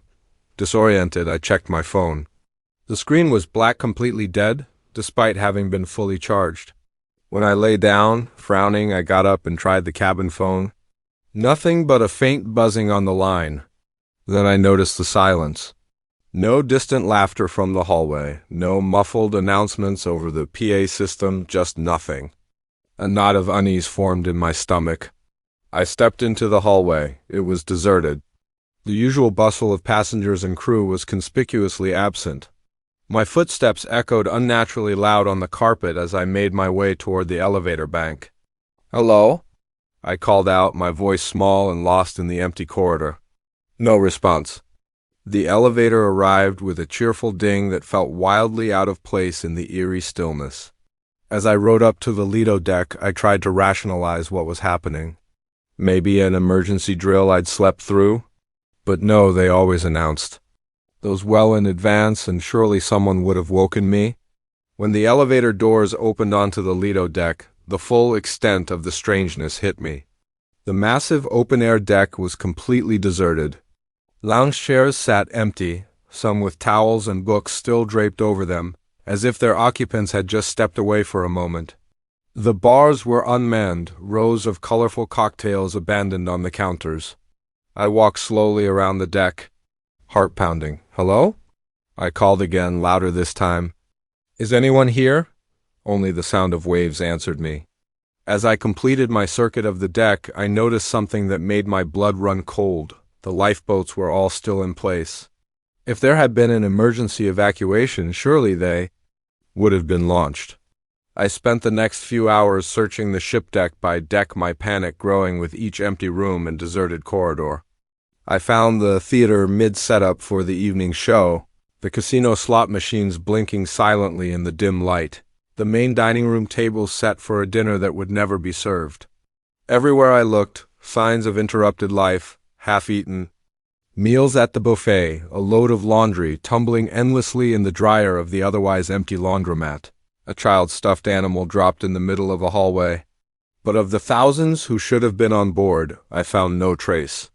As night fell o'er what I assumed was night, given the deepening bluish light, I made my way to the bridge, hoping against hope to find someone, anyone, who could explain what was happening. The bridge was as deserted as the rest of the ship, but at least here signs of life remained. Radar screens blinked, showing our position in the middle of the Caribbean Sea. Navigation systems hummed softly. The ship was still on course, its automated systems continuing their work without human oversight. I slumped into the captain's chair, exhaustion and fear finally overtaking me. What had happened? Where was everyone? And more importantly, what was I going to do now? Staring blankly at the array of instruments before me, something caught my eye, the date display on one of the monitors. I blinked, sure I must be seeing things. But no, there it was, glowing in green letters, August 13th. 2024, a week. Somehow, impossibly a week. Had a week really passed since I'd laid down for my nap? I laughed a high, hysterical sound that echoed eerily across the empty bridge. This couldn't be happening. People didn't just lose a week of time. Entire ships full of people didn't simply vanish. And yet here I was. The next few days, if they were indeed days, as time seemed to have lost all meaning blurred together. I roamed the ship, leaving notes in every public space, pleading for a response, some sign I wasn't alone. I tried every phone, every radio, every possible means of communication, but met only static.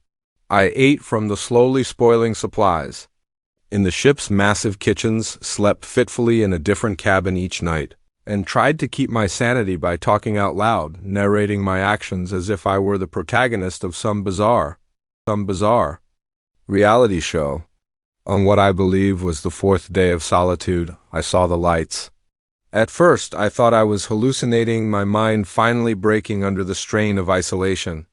But no, there they were, distant pinpricks of light on the horizon. Growing larger by the minute, hope surged through me. Another ship, a rescue party. I raced to the bow, waving my arms and shouting, though I knew they were too far to see or hear me. As the lights drew closer, I realized with a start they weren't coming from the sea, they were descending from the sky. My elation shifted to confusion, then numb acceptance, of course. Why not? After everything else, why shouldn't there be strange lights in the sky? The lights descended slowly, hovering over the ship. They were beautiful, pulsing with colors I had no names for, casting shimmering reflections on the calm sea. As I watched, a beam of light shot down from the center of the formation, touching the deck just feet from me. Then, as suddenly as they'd appeared, the lights vanished and I was no longer alone.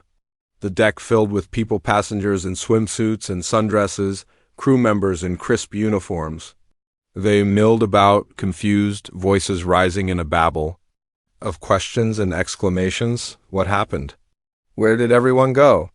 I stood frozen, unable to comprehend what I was seeing.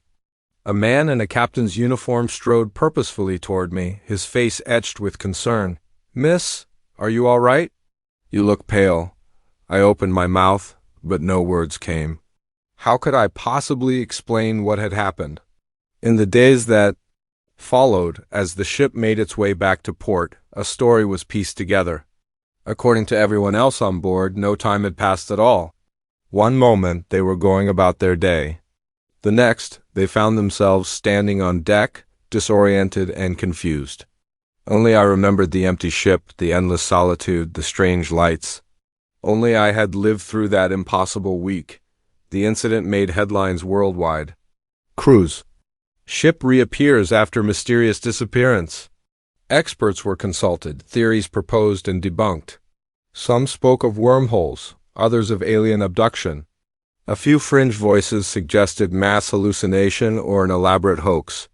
As for me, I gave my statement to authorities and then retreated from the public eye. How could I explain something I didn't understand myself? How could I describe the profound loneliness of those days aboard the empty ship, the bone-deep wrongness of a world slightly out of sync? I've never set foot on another cruise ship. The sight of the ocean now fills me with a nameless dread. And sometimes in the darkest hours of the night I wake in a cold sweat, convinced I'm back there alone on an empty ship, adrift in a sea of time.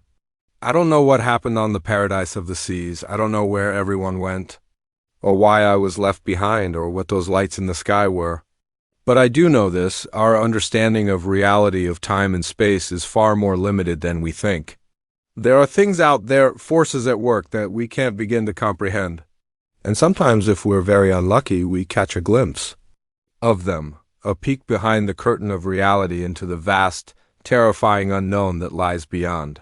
I got that glimpse, and it changed me forever. So the next time you're on a cruise, or any ship for that matter, and you feel a sudden chill, or notice the quality of light shift ever so slightly, or find yourself alone in a place that should be crowded, remember my story. Hope with every fiber of your being that you don't slip through the cracks of time like I did. Because trust me, once you've experienced that kind of impossible solitude, you're never quite the same again. The scratching started on the first night, a faint, persistent sound that could have been tree branches. The scratching began against the cabin's wooden walls. If not for the absolute stillness of the night air outside, I might have mistaken it for tree branches. I lay awake, Emily's steady breathing beside me as the noise grew louder, more deliberate. It wasn't until a sharp tapping sounded against the bedroom window that a chill ran deep through my bones. Whatever was out there wasn't a tree, and it wanted in? My name is Daniel, and what was meant to be a romantic getaway with my girlfriend turned into a waking nightmare I'm still struggling to understand. We'd been dating for a year, and with both of us drowning in work stress, a week in a secluded cabin seemed like the perfect escape. No cell service, no Wi-Fi, just us and the great outdoors. If only we'd known what awaited us in those woods. We arrived late Friday afternoon. The cabin was exactly as advertised, a cozy two-bedroom log structure nestled in a clearing surrounded by towering pines. The nearest neighbor was miles away, and the rough dirt road leading up made us question our decision more than once. But as we stepped out of the car, the fresh mountain air and the absolute silence washed away our doubts. This was exactly what we needed. The cabin's owner, a gruff older man named Bill, met us with the keys. As he gave us a quick tour, I couldn't help but notice how his eyes darted nervously, never settling on one spot. "Couple things to remember," he said on the porch. "Don't go wandering in the woods after dark. Lots of wildlife, and it's easy to get turned around. And if you hear any strange noises at night, just ignore them. Probably raccoons or something." I nodded, not thinking much of it. Every cabin owner had their quirks and warnings.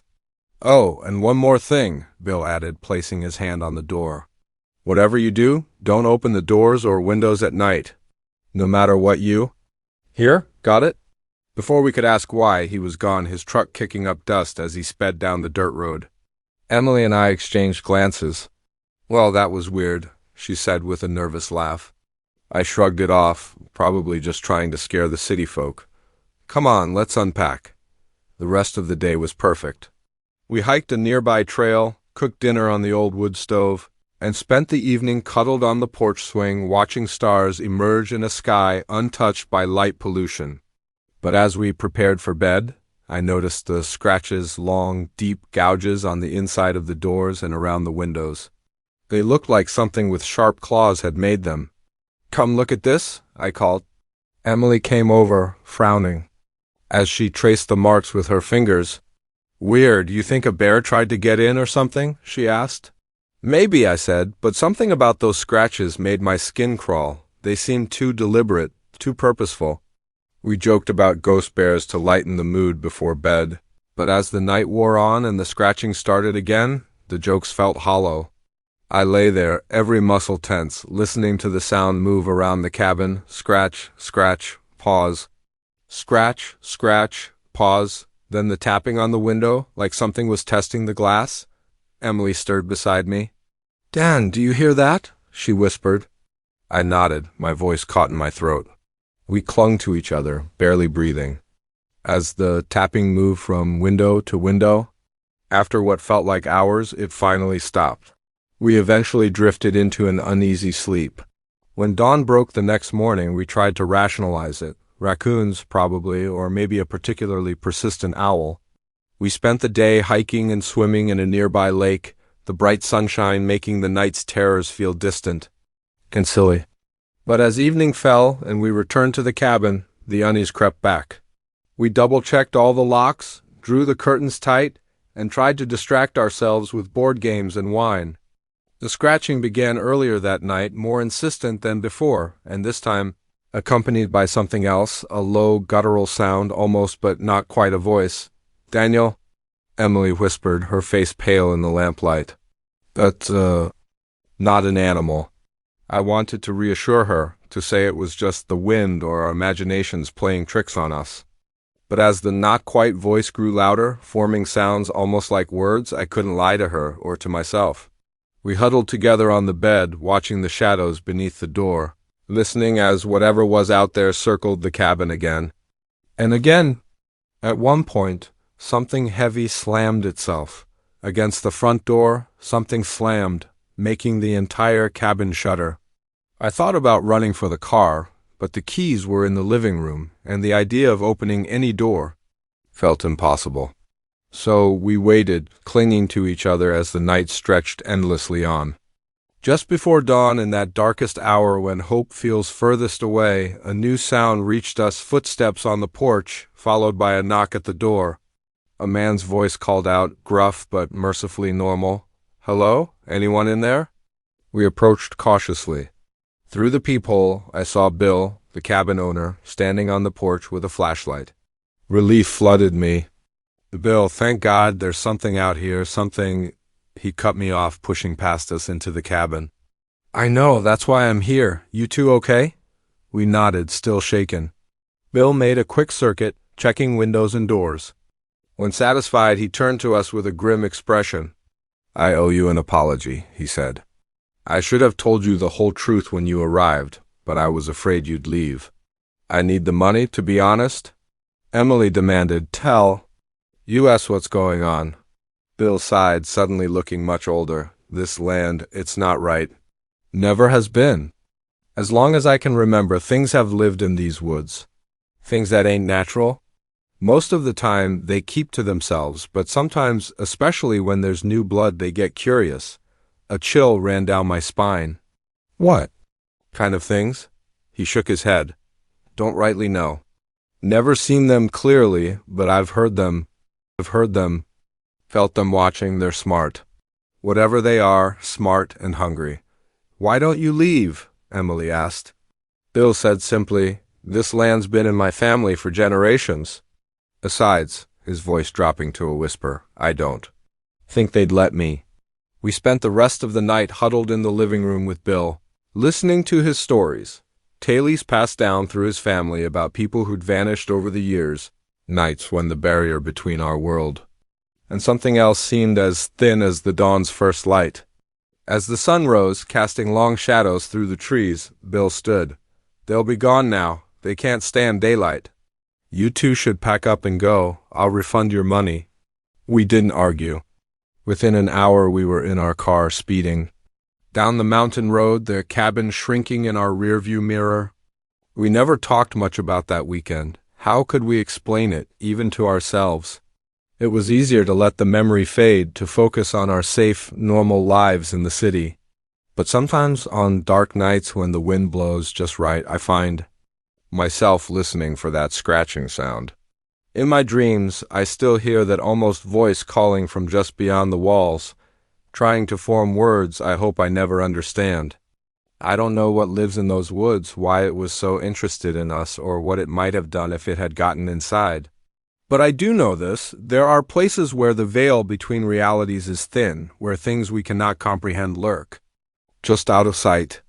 If you ever find yourself in a secluded cabin miles from civilization, and you hear scratching at the door or tapping at the window, remember my story. Keep the doors locked, the curtains drawn, and whatever you do, don't let it in. Because once you acknowledge those things in the dark, once you let them know you can hear them, they'll never stop calling. Sooner or later, curiosity, fear, or exhaustion might make you answer. Take it from me, some calls are better left unanswered, some doors meant to stay closed, and some woods best left unexplored, no matter how inviting they seem in daylight. The voice crackled through the CB radio, desperate and filled with static. "Please, anyone, I need help. I'm at the old Starlight truck stop. Something's here, oh God, it's coming back. Please hurry." Then nothing but dead air. I gripped the steering wheel, knuckles white, staring down the empty highway stretching before me. The rational part of my brain urged me to ignore it, to keep driving. But 20 years on the road had taught me one thing. Out here, in the vast emptiness of the American night, sometimes a trucker is all that stands between a stranger and disaster. With a muttered curse, I flipped on my turn signal and took the next exit.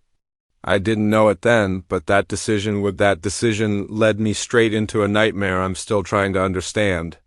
My name's Mike Callahan, and I've been hauling freight across the country since I was old enough to get my CDL. I've seen my fair share of strange things out on the lonely highway's ghost lights. inexplicable weather patterns, even what some might call UFOs. But nothing, not in all my years, prepared me for what I encountered that night at the abandoned Starlight truck stop. It was a routine run, Seattle to Miami, hauling a trailer full of electronics. I was making good time, the miles melting beneath my wheels as I cruised through the New Mexico desert. The radio kept me company, a mix of old country tunes and the occasional chatter from other truckers. It was just past 2 when the distress call crackled through. At first, I thought it was kids messing around on the channel. Wouldn't be the first time. But something in that voice, the raw fear, the desperation, made me pause. I tried to respond to get more info, but there was no answer, just that eerie static. I knew the Starlight. It had been a popular stop back in the day, a little oasis of neon and greasy food in the middle of nowhere. But it had shut down years ago, a casualty of the new highway bypass. Now it was just a crumbling relic slowly being swallowed by the desert. Taking the exit, a cold knot tightened in my gut. What if this was a trap? It wouldn't be the first time someone tried to lure a trucker off the main road with a fake distress call. But I couldn't shake that terrified voice from my mind. If someone really was in trouble out here, they didn't have many options for help. The old access road was barely more than 2 tire tracks now, weeds growing up through cracks in the asphalt. My headlights cut through the darkness, illuminating scrub brush and the occasional piece of windblown trash. Then, rising out of the night like a ghost, I saw the Starlight truck stop, worse shaped than I remembered. The once cheerful neon sign was dark, most of its tubes shattered. The windows of the main building were boarded up. Half the roof had caved in. The vast parking lot, once packed with rigs from all over the country, was empty except for tumbleweeds and broken glass. I pulled up in front of the main entrance, leaving the engine running. The silence was oppressive, broken only by my trucks. Idle and the creak of settling metal as the old building shifted in the night wind. "Hello?"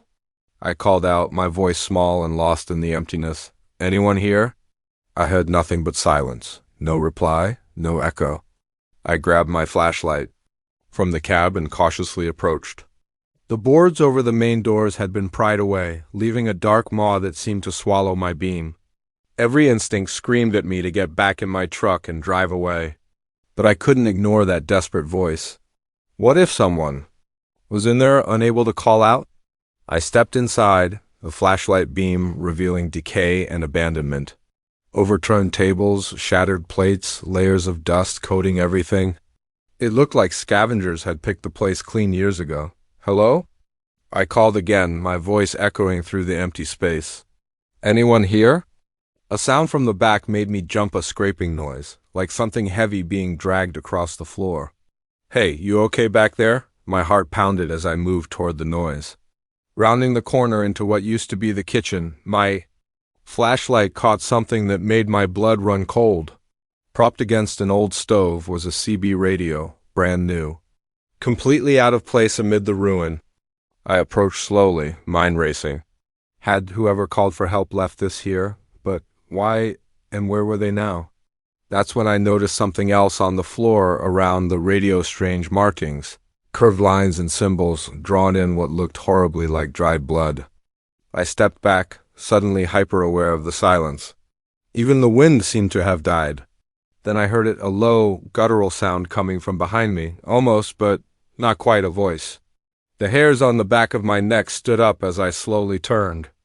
Around there in the doorway stood something.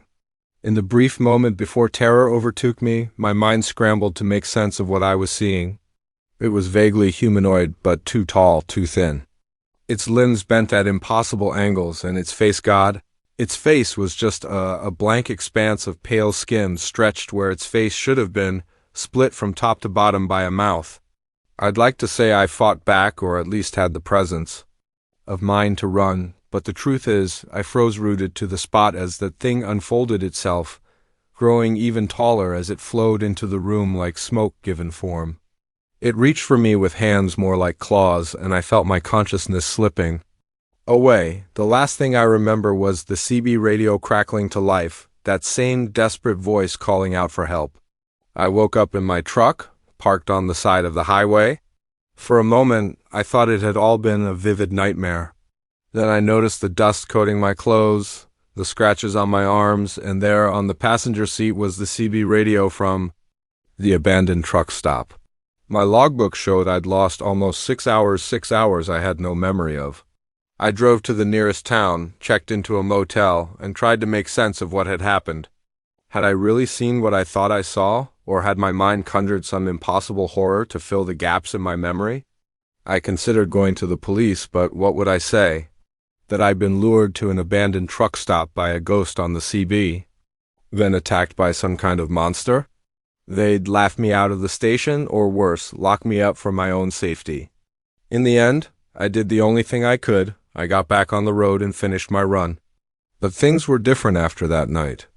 I found myself jumping at shadows, flinching every time the CB crackled with static.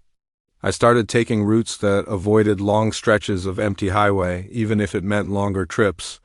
And that CB radio, I couldn't bring myself to get rid of it, but I couldn't stand to have it in my truck either. It sits in a storage unit, now wrapped in chains and locked in a box. Some nights, I swear I can hear it calling, that same desperate voice begging for help. Since then, I've tried to learn more about the Starlight truck stop. Turns out it has quite a history, stories of disappearances stretching back decades. Truckers who stopped there and were never seen again. Local legends of ancient burial grounds and doorways to other worlds. I don't know what to believe anymore. I don't know if what I experienced was real or some kind of hallucination or something in between. But I do know this: there are things out there in the darkness that we can't explain, things that lurk on the edges of our world, waiting for someone to answer their call. So, if you're ever out on the road late at night and you hear a desperate voice on the CB begging for help, think twice before you answer. Sometimes the call for help isn't coming from someone in trouble, it's coming from the trouble itself. And if you find yourself driving past an abandoned truck stop in the middle of the New Mexico desert, keep on driving. Don't look back. And whatever you do, don't stop, because you never know what might be waiting there in the darkness, ready to pull you into a nightmare you might never wake up from. As for me, I still drive, but never at night if I can help it. And I keep my CB turned off, no matter how lonely the road gets. Because I know now that some calls are better left unanswered, and some mysteries are best left unsolved. Across the swaying stalks, I stood frozen for what felt like hours, but was likely only a few minutes. Then, as suddenly as they had appeared, the lights shot straight up into the sky and vanished. I told myself I was just tired, that maybe I had dozed off at the kitchen table and dreamed the whole thing. But deep down, I knew what I'd seen was real. The next few nights I stayed up watching, but the lights never returned. Just as I began to think I'd imagined it all, I woke to find the crop circle. It was massive, covering nearly half of my 100-acre wheat field. The design was incredibly complex, a series of interlocking circles and crescents spiraling out from a central point. The wheat stalks were bent, not broken, woven together in a way that defied explanation. I called the sheriff more out of obligation than hope for answers. Bob's been a friend for years, but I saw the skepticism in his eyes as he surveyed the damage. Could be pranksters, he suggested, though he didn't sound convinced. You know how kids get in the summer, looking for thrills? I shook my head. Bob, this would have taken a team of people all night to do, and they'd have left tracks. Look at the ground. There's not a single footprint or tire mark anywhere. He had no answer for that. Word spread quickly, as it always does in small towns. By noon, my driveway was clogged with curiosity seekers, amateur paranormal investigators, and local news crews. I did my best to keep them off my property, but it was like trying to hold back the tide. That's when things got truly strange. It began with the animals. My dogs, usually friendly to a fault, became aggressive, snarling at anyone who approached the crop circle.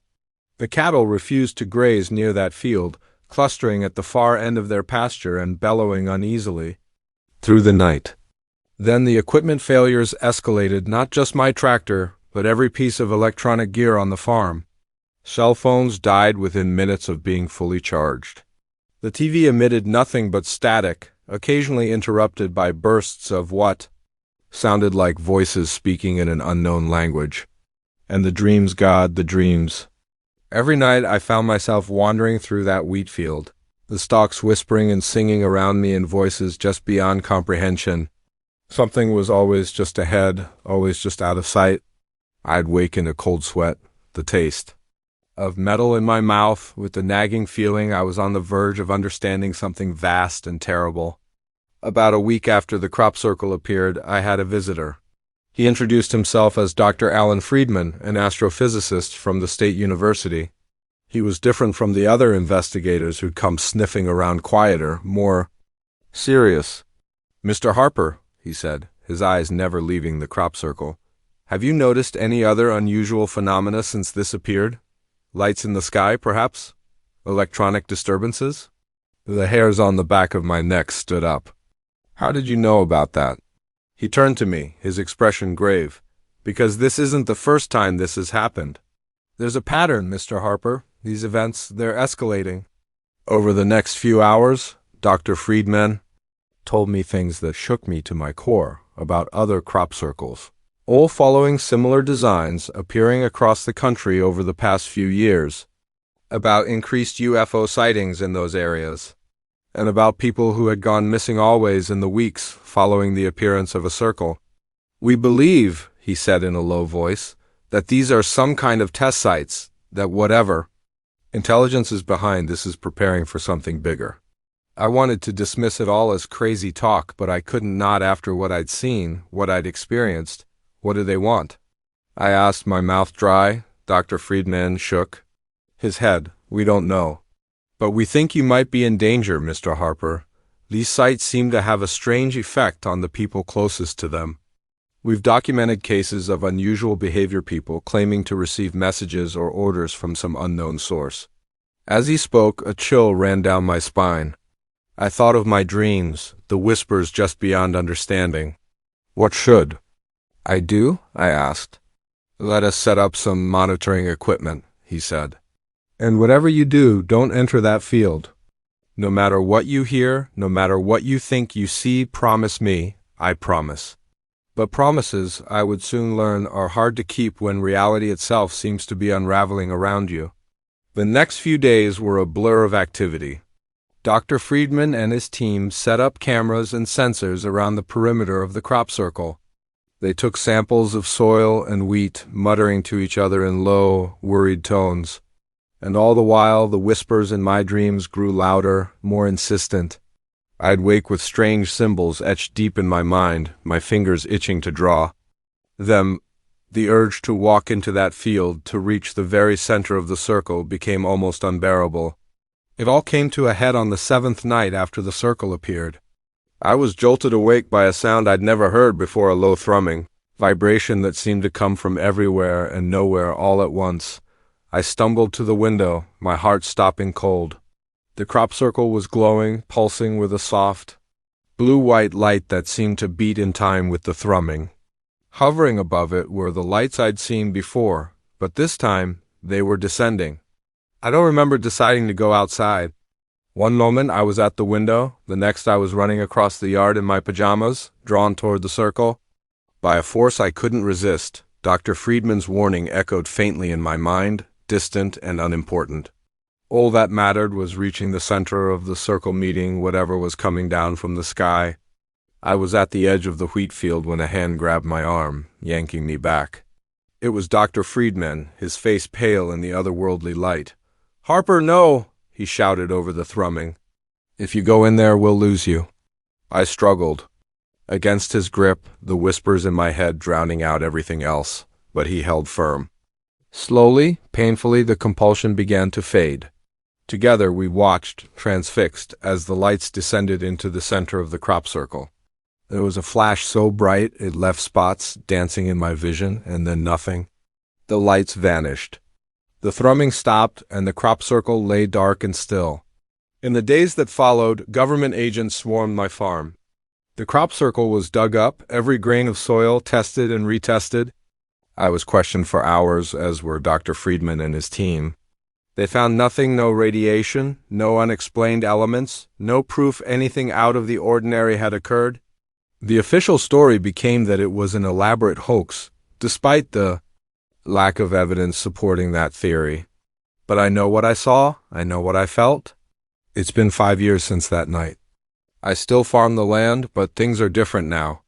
The wheat won't grow in that field anymore, no matter what we plant. On quiet nights, I sometimes think I can still hear those whispers brushing the edge of my mind. And when I look up at the stars, I can't shake the feeling that something out there is watching, waiting. I don't know what would have happened if I'd made it to the center of that circle. I don't know what's coming or when, but I do know this: we are not alone. The universe is far stranger and more terrifying than we can imagine. So if you ever find a strange pattern carved into your fields, or see lights in the sky moving like nothing you've ever seen before, remember my story. And whatever you do, don't answer when they call, because once you do, there's no going back. The coffee cup was still warm, that's what got me. Not the eerie silence, not the abandoned cars, not even the fresh tire tracks leading nowhere. It was that paper cup in the trash, steam still rising from its contents, that made my skin crawl. Someone had been here moments ago, but the rest stop was deserted. As I stood there, the hairs on the back of my neck prickling, I caught movement from the corner of my eye. There, at the edge of the woods, a figure watched. And in that moment, I knew I'd stumbled into something I shouldn't have seen, something I might not escape from. My name's Alex, and I've been driving cross-country for a living for the better part of a decade. Long-haul trucking isn't glamorous, but it pays the bills and feeds my wanderlust. I've seen my share of weird stuff on the road unexplained. Lights in the sky, ghost towns not on any map, even what some might call supernatural occurrences. But nothing, absolutely nothing, prepared me for what I encountered that night at the Pinewood rest stop. It was a routine run St. Louis to Portland with a trailer full of electronics. I'd been pushing hard, trying to make up time after a delay at my last stop. The night was moonless, the highway a ribbon of black stretching endlessly before me. I'd been fighting sleep for the last hour, eyes gritty and mind fuzzy. When I saw the sign for the rest stop, I almost cried with relief. Just a quick break. I told myself, splash some water on my face, grab a coffee, and I'd be good for another few hours. The rest stop appeared out of the darkness like an island of light. It was one of those older ones with a small building housing restrooms and vending machines and a separate area for trucks to park. As I pulled in, I noticed a few cars in the lot, but no people were visible. I parked and I stepped out of my rig, stretching muscles cramped from hours of sitting. The air was unnaturally still, no breeze, no insects, no distant traffic, just silence. That should have been my first warning. I made my way to the building, my footsteps echoing loudly on the concrete. The door creaked as I pushed it open, the sound jarring in the quiet. Inside, the fluorescent lights buzzed softly, casting a harsh glare over the empty space. I headed for the men's room, splashing cold water on my face and letting it run down my neck. When I looked up at my reflection, haggard and pale in the mirror, I saw something that made my heart skip a beat. Reflected in the partially open door behind me, I caught a glimpse of movement, just a shadow, really, but distinctly human-shaped. I whirled around, but the doorway was empty. "Hello?" I called out, my voice sounding thin and nervous even to my own ears. No response. Shaking it off as a trick of my tired mind, I left the restroom and headed for the vending machines. That's when I noticed the other oddities: a jacket draped over a chair as if its owner had just stepped away, a smartphone on a table with its screen still lit, and there in the trash can by the door that steaming cup of coffee. My skin prickled with goosebumps. Where was everyone? I stepped back outside, scanning the parking lot. The cars I'd seen earlier were still there, some with doors hanging open. I approached the nearest one, a blue sedan. The keys were in the ignition, the engine ticking as it cooled. "Hey!" I shouted, my voice echoing across the empty lot. "Anyone here?" The silence that answered was deafening.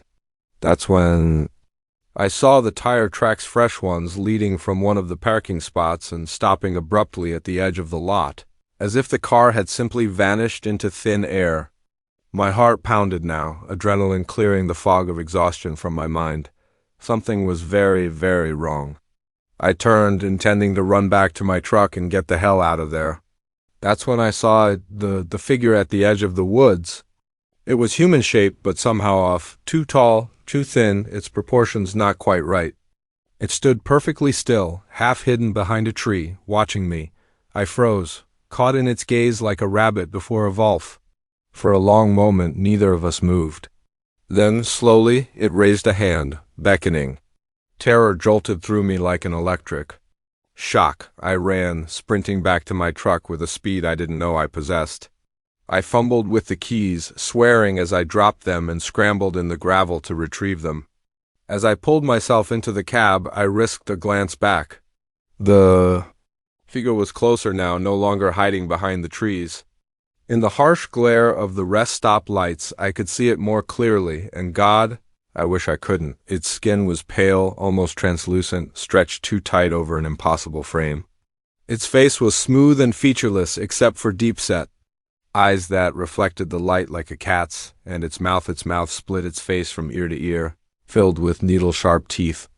I shoved the key into the ignition, the engine roaring to life as I slammed the truck into gear. Out of the corner of my eye, I saw movement, more figures emerging from the woods. Dozens of them, all with that same impossible physiology, moving with an unnatural, fluid grace. I floored it. The truck's tires spun in the gravel before finding purchase. I tore out of that rest stop like all the demons of hell were on my tail, and for all I know, they were. I drove for hours, pushing well past the legal limit for consecutive time behind the wheel. I didn't stop until the sun was high in the sky and I was 2 states away. Even then, I couldn't shake the feeling of being watched. When I finally mustered the courage to check my mirrors, the highway behind me was empty, no sign of pursuit, no hint of the horror I'd left behind. But the memory of those figures, of that beckoning hand, was burned into my mind. I considered reporting what I'd seen, but who would believe me? I'd sound like a lunatic raving about monsters at a rest stop. So I kept quiet, finished my run, and tried to convince myself it had all been a hallucination brought on by exhaustion. But I couldn't forget. And I couldn't stop wondering about those people at the rest stop, the ones who'd left behind their cars, their belongings, the ones who'd followed that beckoning hand into the woods. Where had they gone? What happened to them?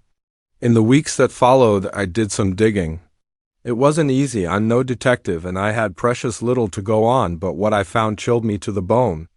There were whispered stories, tales shared among long-haul truckers and late-night travelers' accounts of rest stops where people vanished without a trace.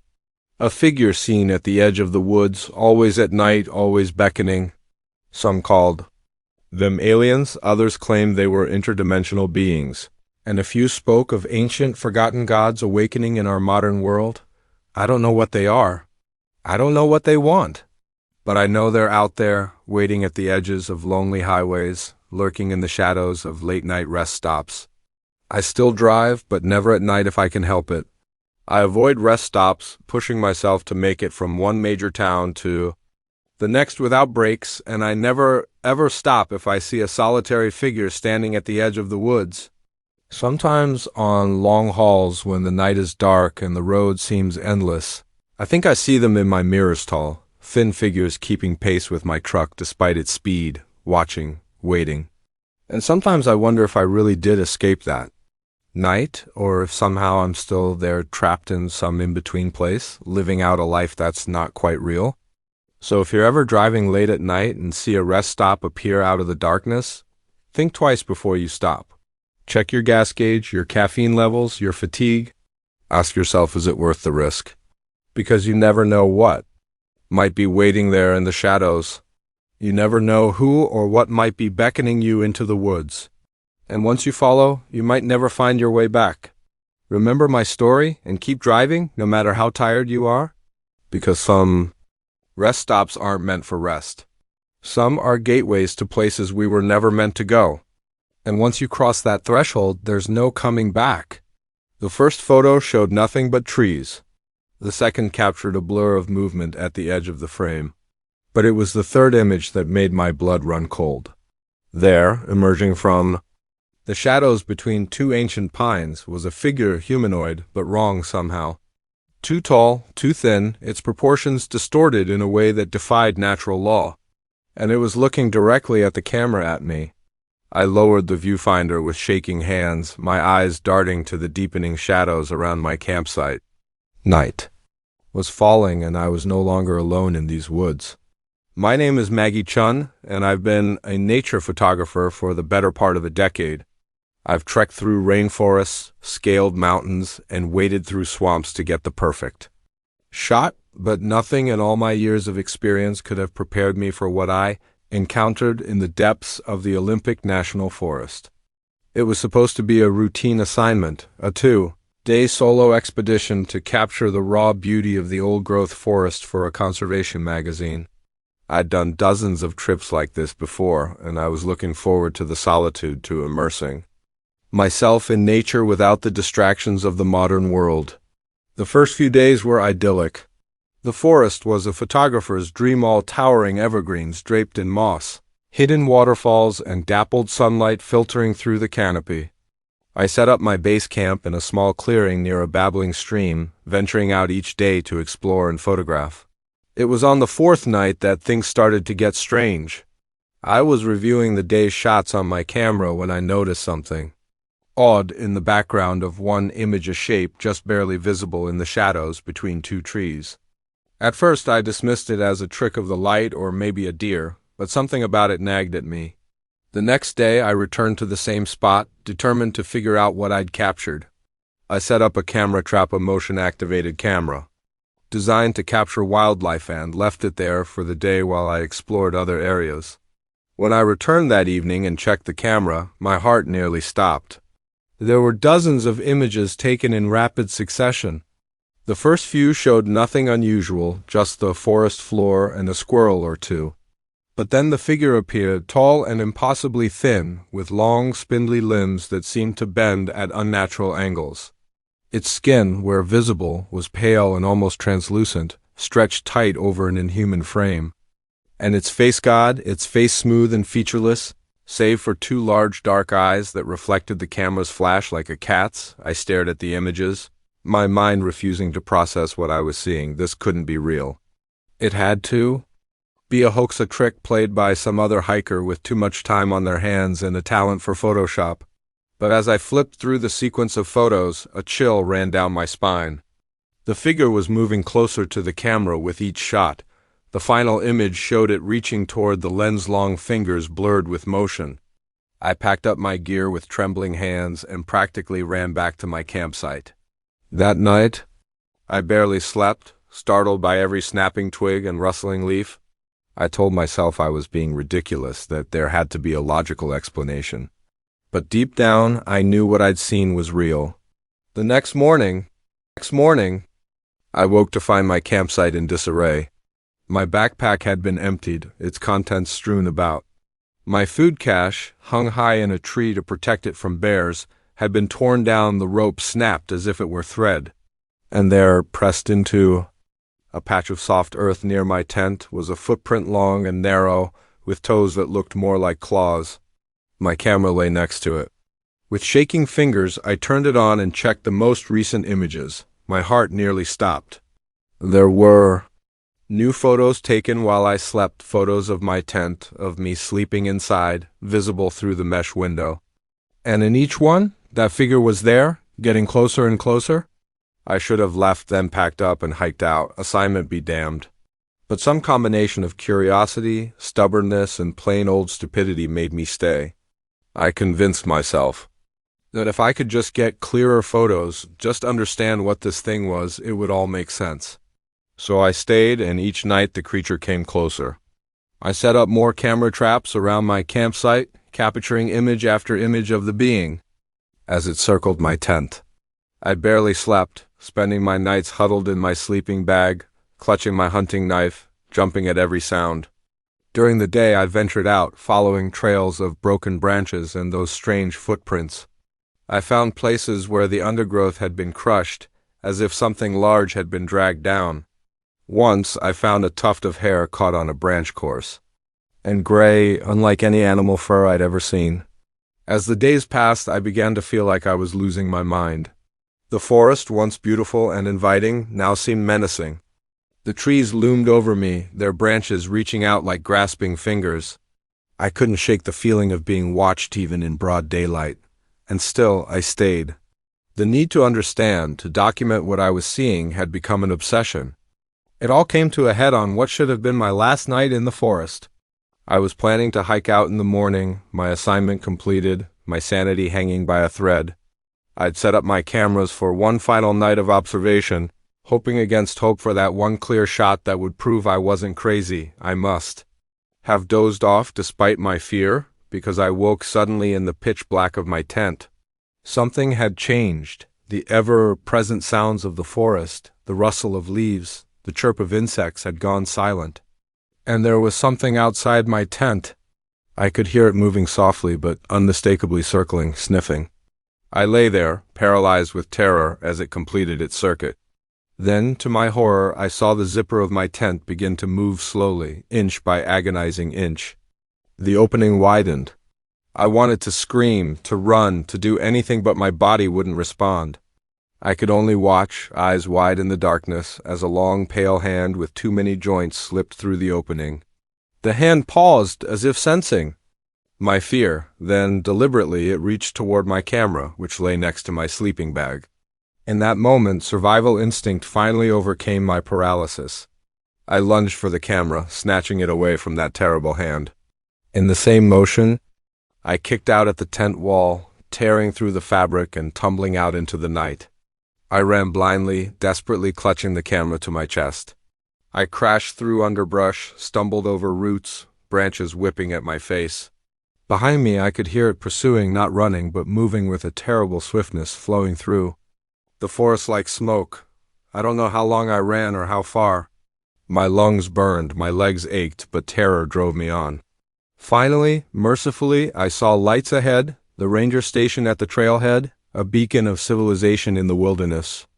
I burst out of the tree line, gasping and sobbing. The startled ranger on duty took one look at my wild eyes and torn clothing and ushered me inside, locking the door behind us. The rest of that night is a blur. I remember telling my story, the ranger's skeptical looks turning to concern as he saw the raw fear in my eyes. I remember the police arrived and took my statement. I remember the moment they asked to see my camera. With trembling hands, I turned it on and began scrolling through the images.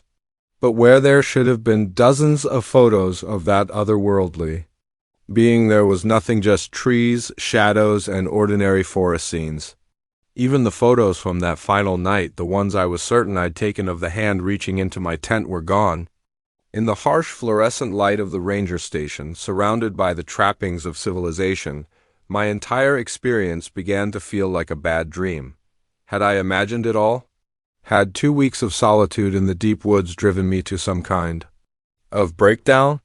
But then I saw it in the very last photo on the camera, barely visible in the background, was a figure tall and thin, half hidden behind a tree. And though the image was blurry, I could swear it was smiling. I've never gone back to those woods. I've never told the full story to anyone but you. My editor got a watered-down version about being spooked by wildlife, and the photos I submitted were carefully curated to show nothing but the natural beauty of the forest. But sometimes, on dark nights, when the wind whispers through the trees outside my window, I find myself thinking about what's out there in the deep woods, about the things that lurk just beyond the reach of our cameras and understanding. And I wonder, with a chill that goes bone deep, if it's still out there, watching, waiting for the next unsuspecting photographer to venture into its domain. So if you're ever in the wilderness, setting up your camera for that perfect shot of untouched nature, pay attention to the shadows between the trees. And if you see something moving there, something that doesn't quite fit, don't try to photograph it. Just run, and don't look back, because some things in this world aren't meant to be captured on film. And once they notice you noticing them, they never forget. They never stop watching, and sooner or later they come for you. The first time I saw her, I thought I was looking in a mirror.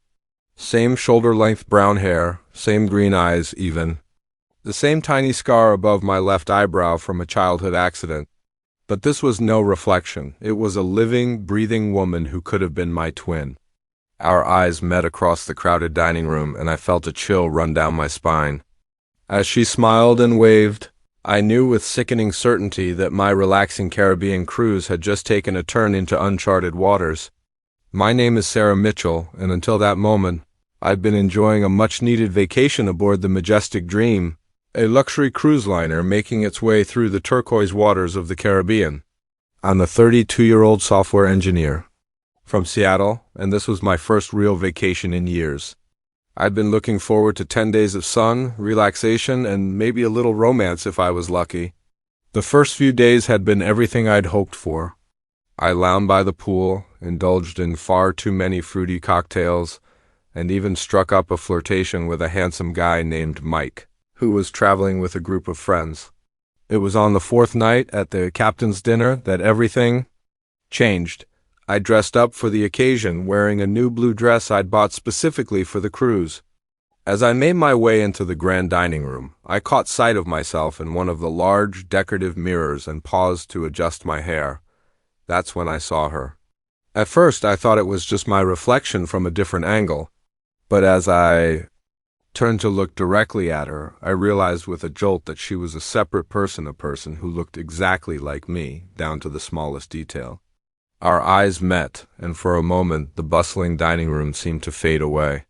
She smiled, and waved as if we were old friends. I felt rooted to the spot, my mind reeling. This couldn't be real. It had to be some kind of elaborate prank or a very vivid hallucination. A waiter bumped into me, breaking the spell. By the time I looked back, she was gone lost in the sea of passengers making their way to their tables. Throughout dinner, I couldn't focus on the conversation at my table. My eyes kept scanning the room, looking for my doppelganger. I saw her once, sitting at a table across the room, but when I blinked, she was gone again. "Sarah, are you okay?" Mais's voice brought me back to the present. "You look like you've seen a ghost." I forced a laugh. "Sorry, just a bit tired, I guess. Must be all that sun." But as the night wore on, I couldn't shake the feeling of unease that had settled over me. Who was she, and why did she look exactly like me? The next morning, I was determined to find her and get some answers. I spent hours wandering the ship, checking every restaurant, lounge, and deck, but there was no sign of her. It wasn't until late afternoon that I saw her again. I was heading back to my cabin to get ready for dinner when I caught a glimpse of her turning a corner at the end of the hallway. I broke into a run, but when I rounded the corner, the corridor was empty. That night, I couldn't sleep. Every time I closed my eyes, I saw her face my face smiling at me across the dining room. Around 2 I gave up on sleep and decided to take a walk to clear my head. The ship was eerily quiet as I wandered through the deserted corridors. I found myself on one of the upper decks, leaning against the railing and staring out at the moonlit ocean. That's when I heard footsteps behind me. Soft but distinct. I turned, half expecting to see my double. Instead, it was Mike, looking surprised to find me. "Sarah? What are you doing up so late?" I hesitated, then decided to take a chance. "Mike, this is going to sound crazy, but have you seen anyone on the ship who looks like me? I mean, exactly like me. Like me." He frowned, confused. "What do you mean?" I told him everything about seeing my doppelganger at dinner, about chasing her through the ship. As I spoke, I saw concern growing in his eyes. "Sarah," he said gently when I finished, "I think maybe you should talk to the ship's doctor. Stress can do funny things to a person's mind." "I'm not crazy," I snapped, then immediately felt guilty at the hurt look on his face. "I'm sorry, I know what I saw, Mike. She's real." He nodded, but I could tell he didn't believe me. "Okay, look, why don't we do some investigating tomorrow? If there really is someone who looks that much like you on the ship, other people must have noticed too, right?" I agreed, grateful for his support, even if he thought I was losing my mind. We made plans to meet for breakfast, and I headed back to my cabin feeling slightly better. That night I dreamed of mirrors, endless corridors lined with mirrors, each showing a slightly different version of myself. I woke gasping, drenched in sweat. The next few days were a blur of paranoia and fruitless searching. Mike and I questioned other passengers, checked passenger lists, even bribed a junior crew member to let us look at security camera footage, but there was no sign of my mysterious double. Other passengers began giving me strange looks. I'd overhear whispers as I passed, see people pointing and talking in low voices. More than once, someone approached me, insisting they'd just seen me in a completely different part of the ship. Mike stuck by me, but I could tell his patience was wearing thin. "Maybe it's just someone who looks a lot like you," he suggested one afternoon as we sat by the pool. "And now you're just seeing what you expect to see." I wanted to believe him, but deep down I knew what I'd seen. I was becoming more convinced that something very strange was happening on this ship. It all came to a head on the 8th night of the cruise. I was walking back to my cabin after a late-night movie when I saw her again. She stood at the end of the corridor, watching me. This time, I was determined not to let her get away. I ran toward her, calling out, "Wait, who are you? Why do you look like me?" She turned and fled, and I chased her through the twisting corridors of the ship upstairs, down hallways, through lounges and restaurants. It was like a maze, and more than once I found myself in parts of the ship I'd never seen before. Finally, I cornered her in a dead-end hallway. She stood with her back to me, shoulders heaving as if she'd been running too fast. "Please," I gasped, out of breath, "just tell me who you are." Slowly, she turned to face me, and as she did, I felt the world tilt sideways. Her face was mine, yes, but it was wrong somehow. The proportions were slightly off, the eyes a little too large, the smile a little too wide. As I watched in horror, her features seemed to ripple and shift, like a reflection in disturbed water. "Who am I?" she said, her voice a distorted version of my own. "I'm you, Sarah, or rather, I'm who you could be. Who you might become?" She took a step toward me, and I stumbled backward, my back hitting the wall. What? "Are you?" Her smile widened impossibly. "I'm a possibility. A potential future. This ship, it exists in a place where realities intersect, where different versions of ourselves can meet." My mind reeled, trying to make sense of her words. "But why? Why show yourself to me?" She laughed, and the sound sent shivers down my spine. "To give you a choice, of course. You can go back to your life, your safe, predictable existence, or you can embrace the unknown. Become something more." As she spoke, I noticed something behind her. The end of the hallway was shifting, shimmering like a heat haze. Beyond it, I caught glimpses of other places, other realities. She held out her hand. "Come with me, Sarah. See what you could become." For a moment, I was tempted. The promise of adventure, of the unknown, pulled at me. But then I thought of my life back home, of my friends and family, of Mike probably worried sick about where I'd disappeared to. I shook my head. No, this is my reality, my life, and I choose it. Her face twisted in anger, becoming less and less human by the second. "You'll regret this," she hissed, and before I could react, she lunged at me. I closed my eyes, bracing for impact, but it never came. Instead, I felt a rush of wind, a sensation of falling, and then nothing. When I opened my eyes, I was back in my cabin. Sunlight streamed through the porthole, and the sounds of passengers enjoying the morning filtered in from the hallway. For a moment, I thought it had all been a dream. But then I noticed something on my bedside table, a small silver pendant shaped like a key, something I'd never seen before, but that looked strangely familiar. I picked it up, and as I did, I caught a glimpse of myself in the mirror. For just a second, I could have sworn my reflection smiled at me with a mouth that was a little too wide. The rest of the cruise passed uneventfully.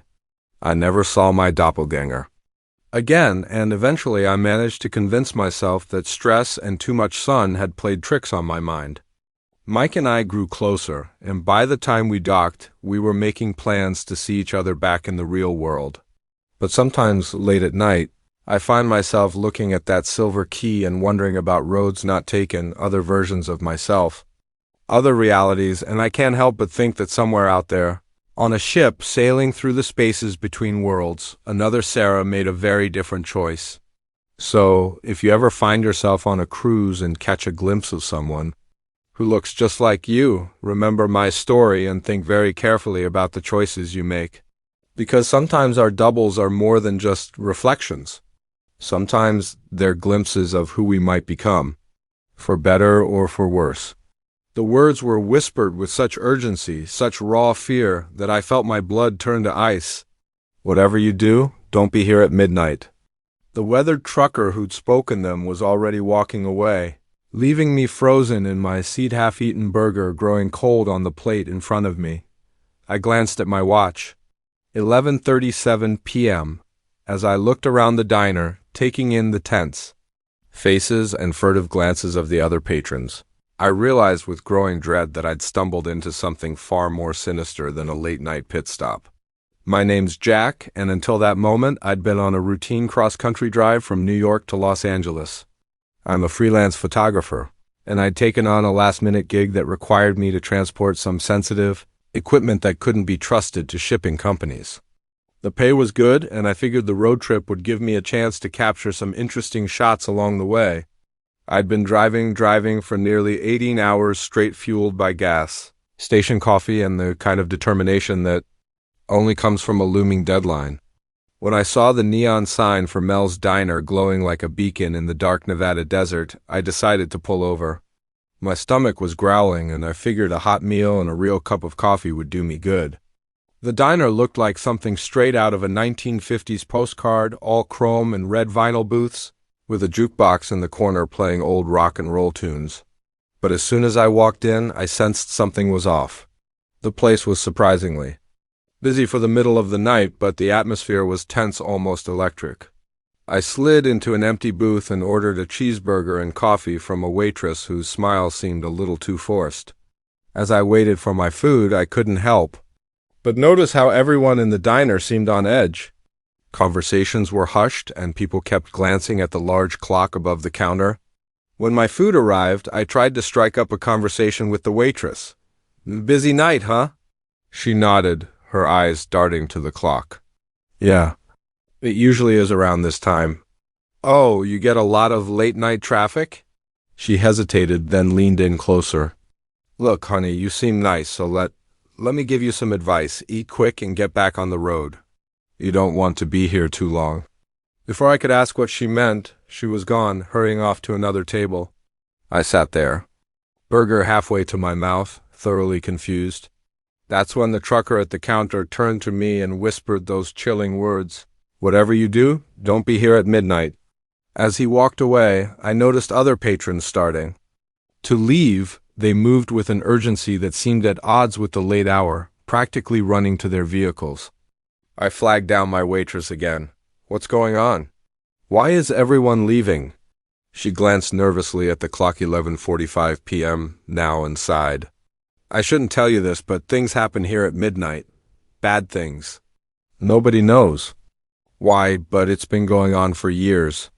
Some say this place sits on some kind of convergence, a weak spot between worlds. All I know is, Gar, you don't want to be here when the clock strikes 12. I laughed, though it sounded hollow even to my own ears. "Come on, you can't be serious. What is this place? Haunted or something?" Her expression remained deadly serious.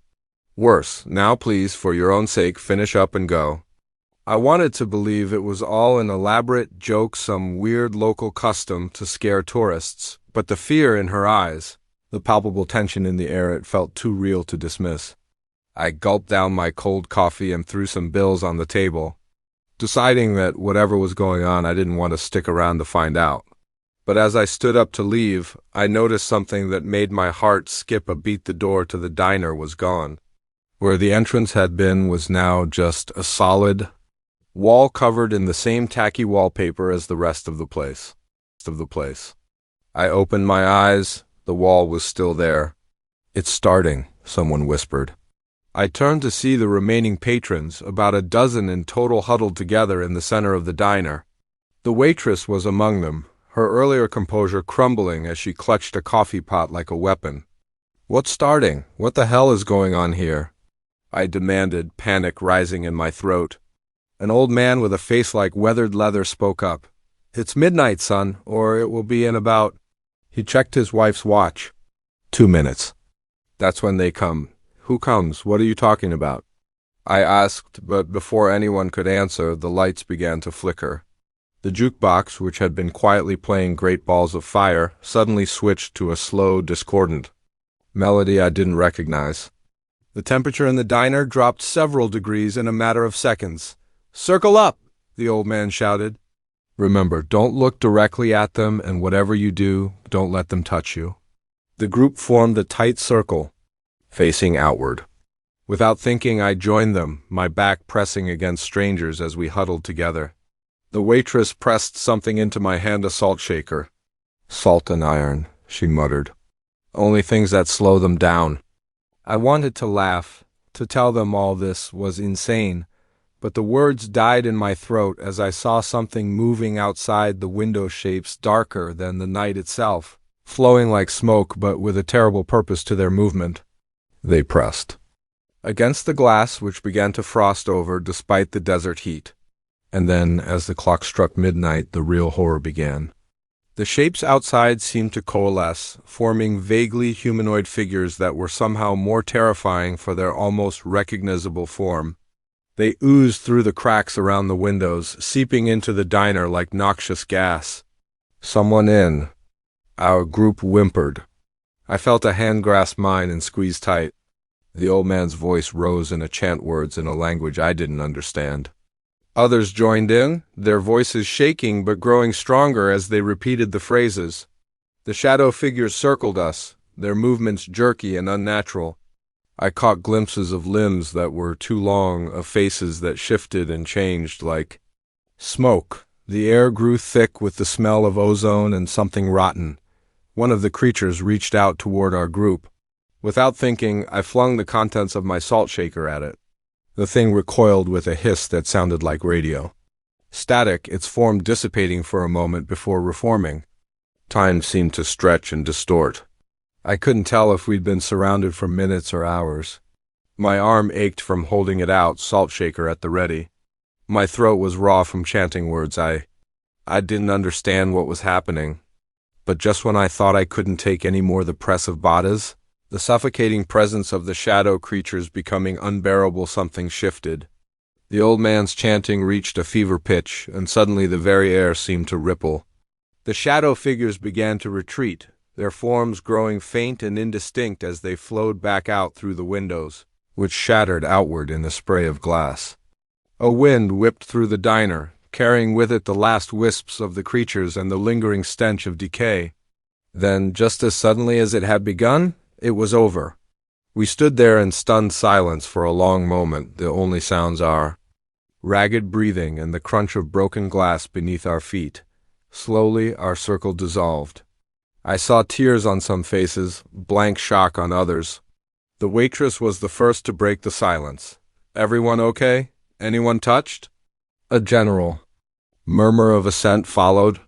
No one, it seemed, had been physically harmed, at least not visibly. As if a spell had been broken, the diner burst into activity. People began sweeping up glass, righting overturned chairs, trying to restore some semblance of normalcy. I stood there, salt shaker still clenched in my hand, trying to process what I had just endured. The old man approached, his eyes kind but weary. "First time, huh?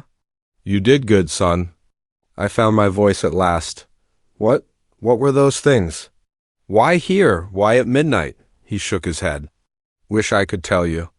Been coming here every night for 30 years, trying to figure it out. All I know is they're getting stronger. And if we weren't here to hold them back."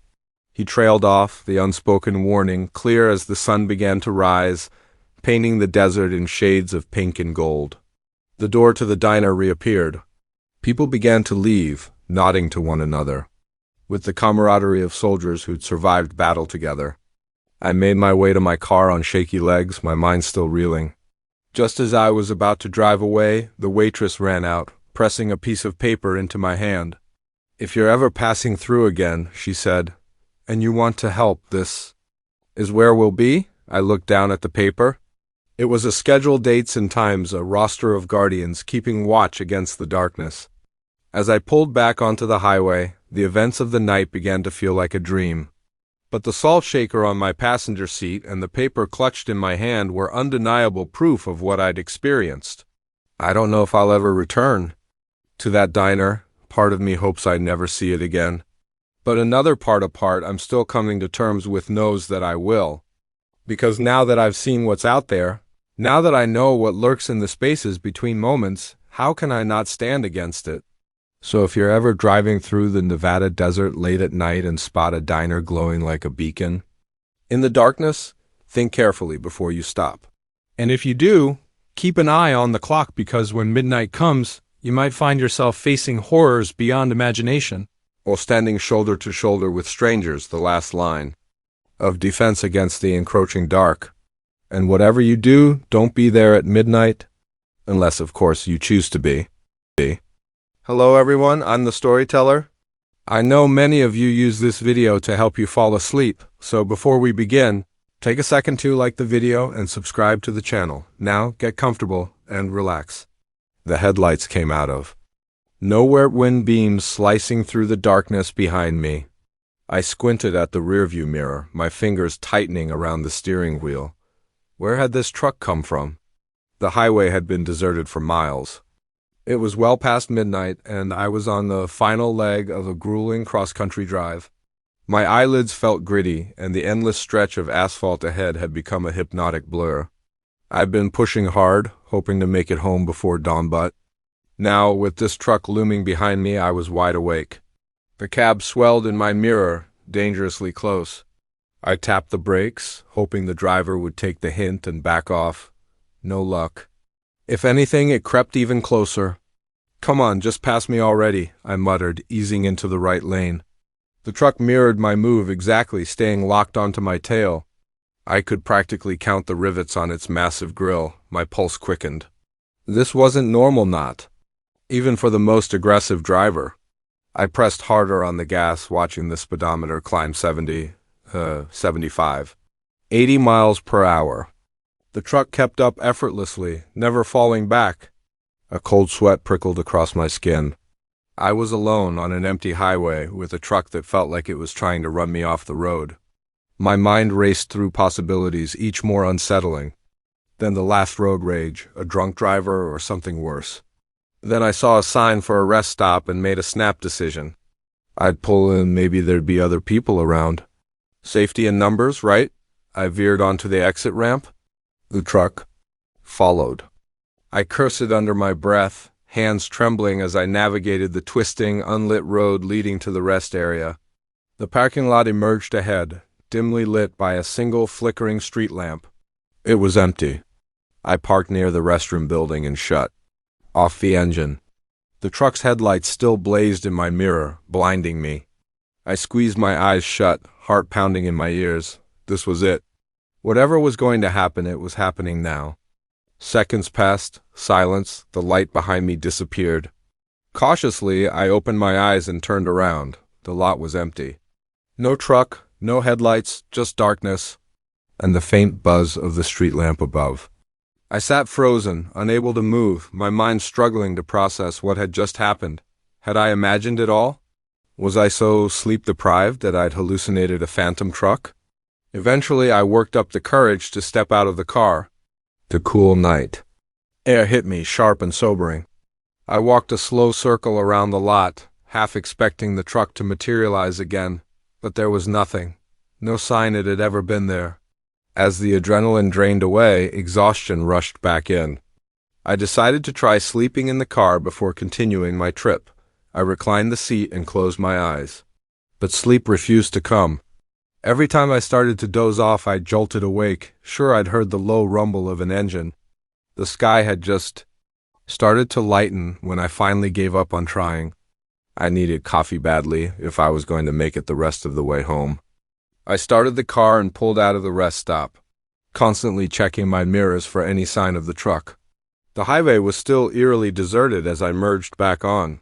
My nerves were shot, and every vehicle I spotted in the distance made my heart leap, but none of them were the truck that had chased me. About an hour later, I saw a 24-hour diner just off the road. The parking lot was half full, a welcome sight after the isolation of the night. I pulled in, desperate for caffeine and some human presence. The bell above the door jingled as I stepped inside. A few heads turned to glance at me, then went back to their conversations and meals. I slid into a booth by the window still close, enough to keep an eye on my car and the highway beyond. A waitress approached, coffee pot in hand. "Rough night?" she asked, eyeing my rumpled appearance as she filled my mug. I nodded, wrapping my hands around the warm cup. "You could?" "Say that. Had a bit of a scare on the highway." She raised an eyebrow. "Oh, what happened?" I hesitated, suddenly self-conscious. How could I explain what I'd just gone through without sounding completely unhinged? "There was this truck," I began. "It followed me for miles, stayed right on my bumper. When I pulled into a rest stop, it vanished." The waitress's expression shifted, something flickered in her eyes' recognition. She glanced around the diner, then leaned in closer. "You're not the first to come through here with a story like that," she said in a low voice. My blood ran cold. "What do you mean?" She sighed, then slid into the seat across from me. "Me. In the past few months, we've had a handful of drivers stop in here shaken up, talking about a truck that chased them on the highway, always at night. Always on that same stretch you just came from." I leaned forward, hanging on her every word. "Did they ever see who was driving it?" She shook her head. "That's the thing. No one ever sees a driver, and the truck? It always disappears without a trace." A chill ran down my spine. What do you think it means?" The waitress shrugged, though her eyes were serious. "I don't know. But there's been a string of robberies on that highway lately. Cars found abandoned. Drivers missing. The police haven't been able to catch whoever's behind it." My thoughts swirled, trying to piece it all together. A phantom truck, disappearing drivers, unsolved robberies. It was like something out of a nightmare. "Has anyone reported this truck to the police?" I asked. She nodded. "A few have tried. But without proof and with the truck always vanishing, let's just say the cops aren't exactly jumping on it."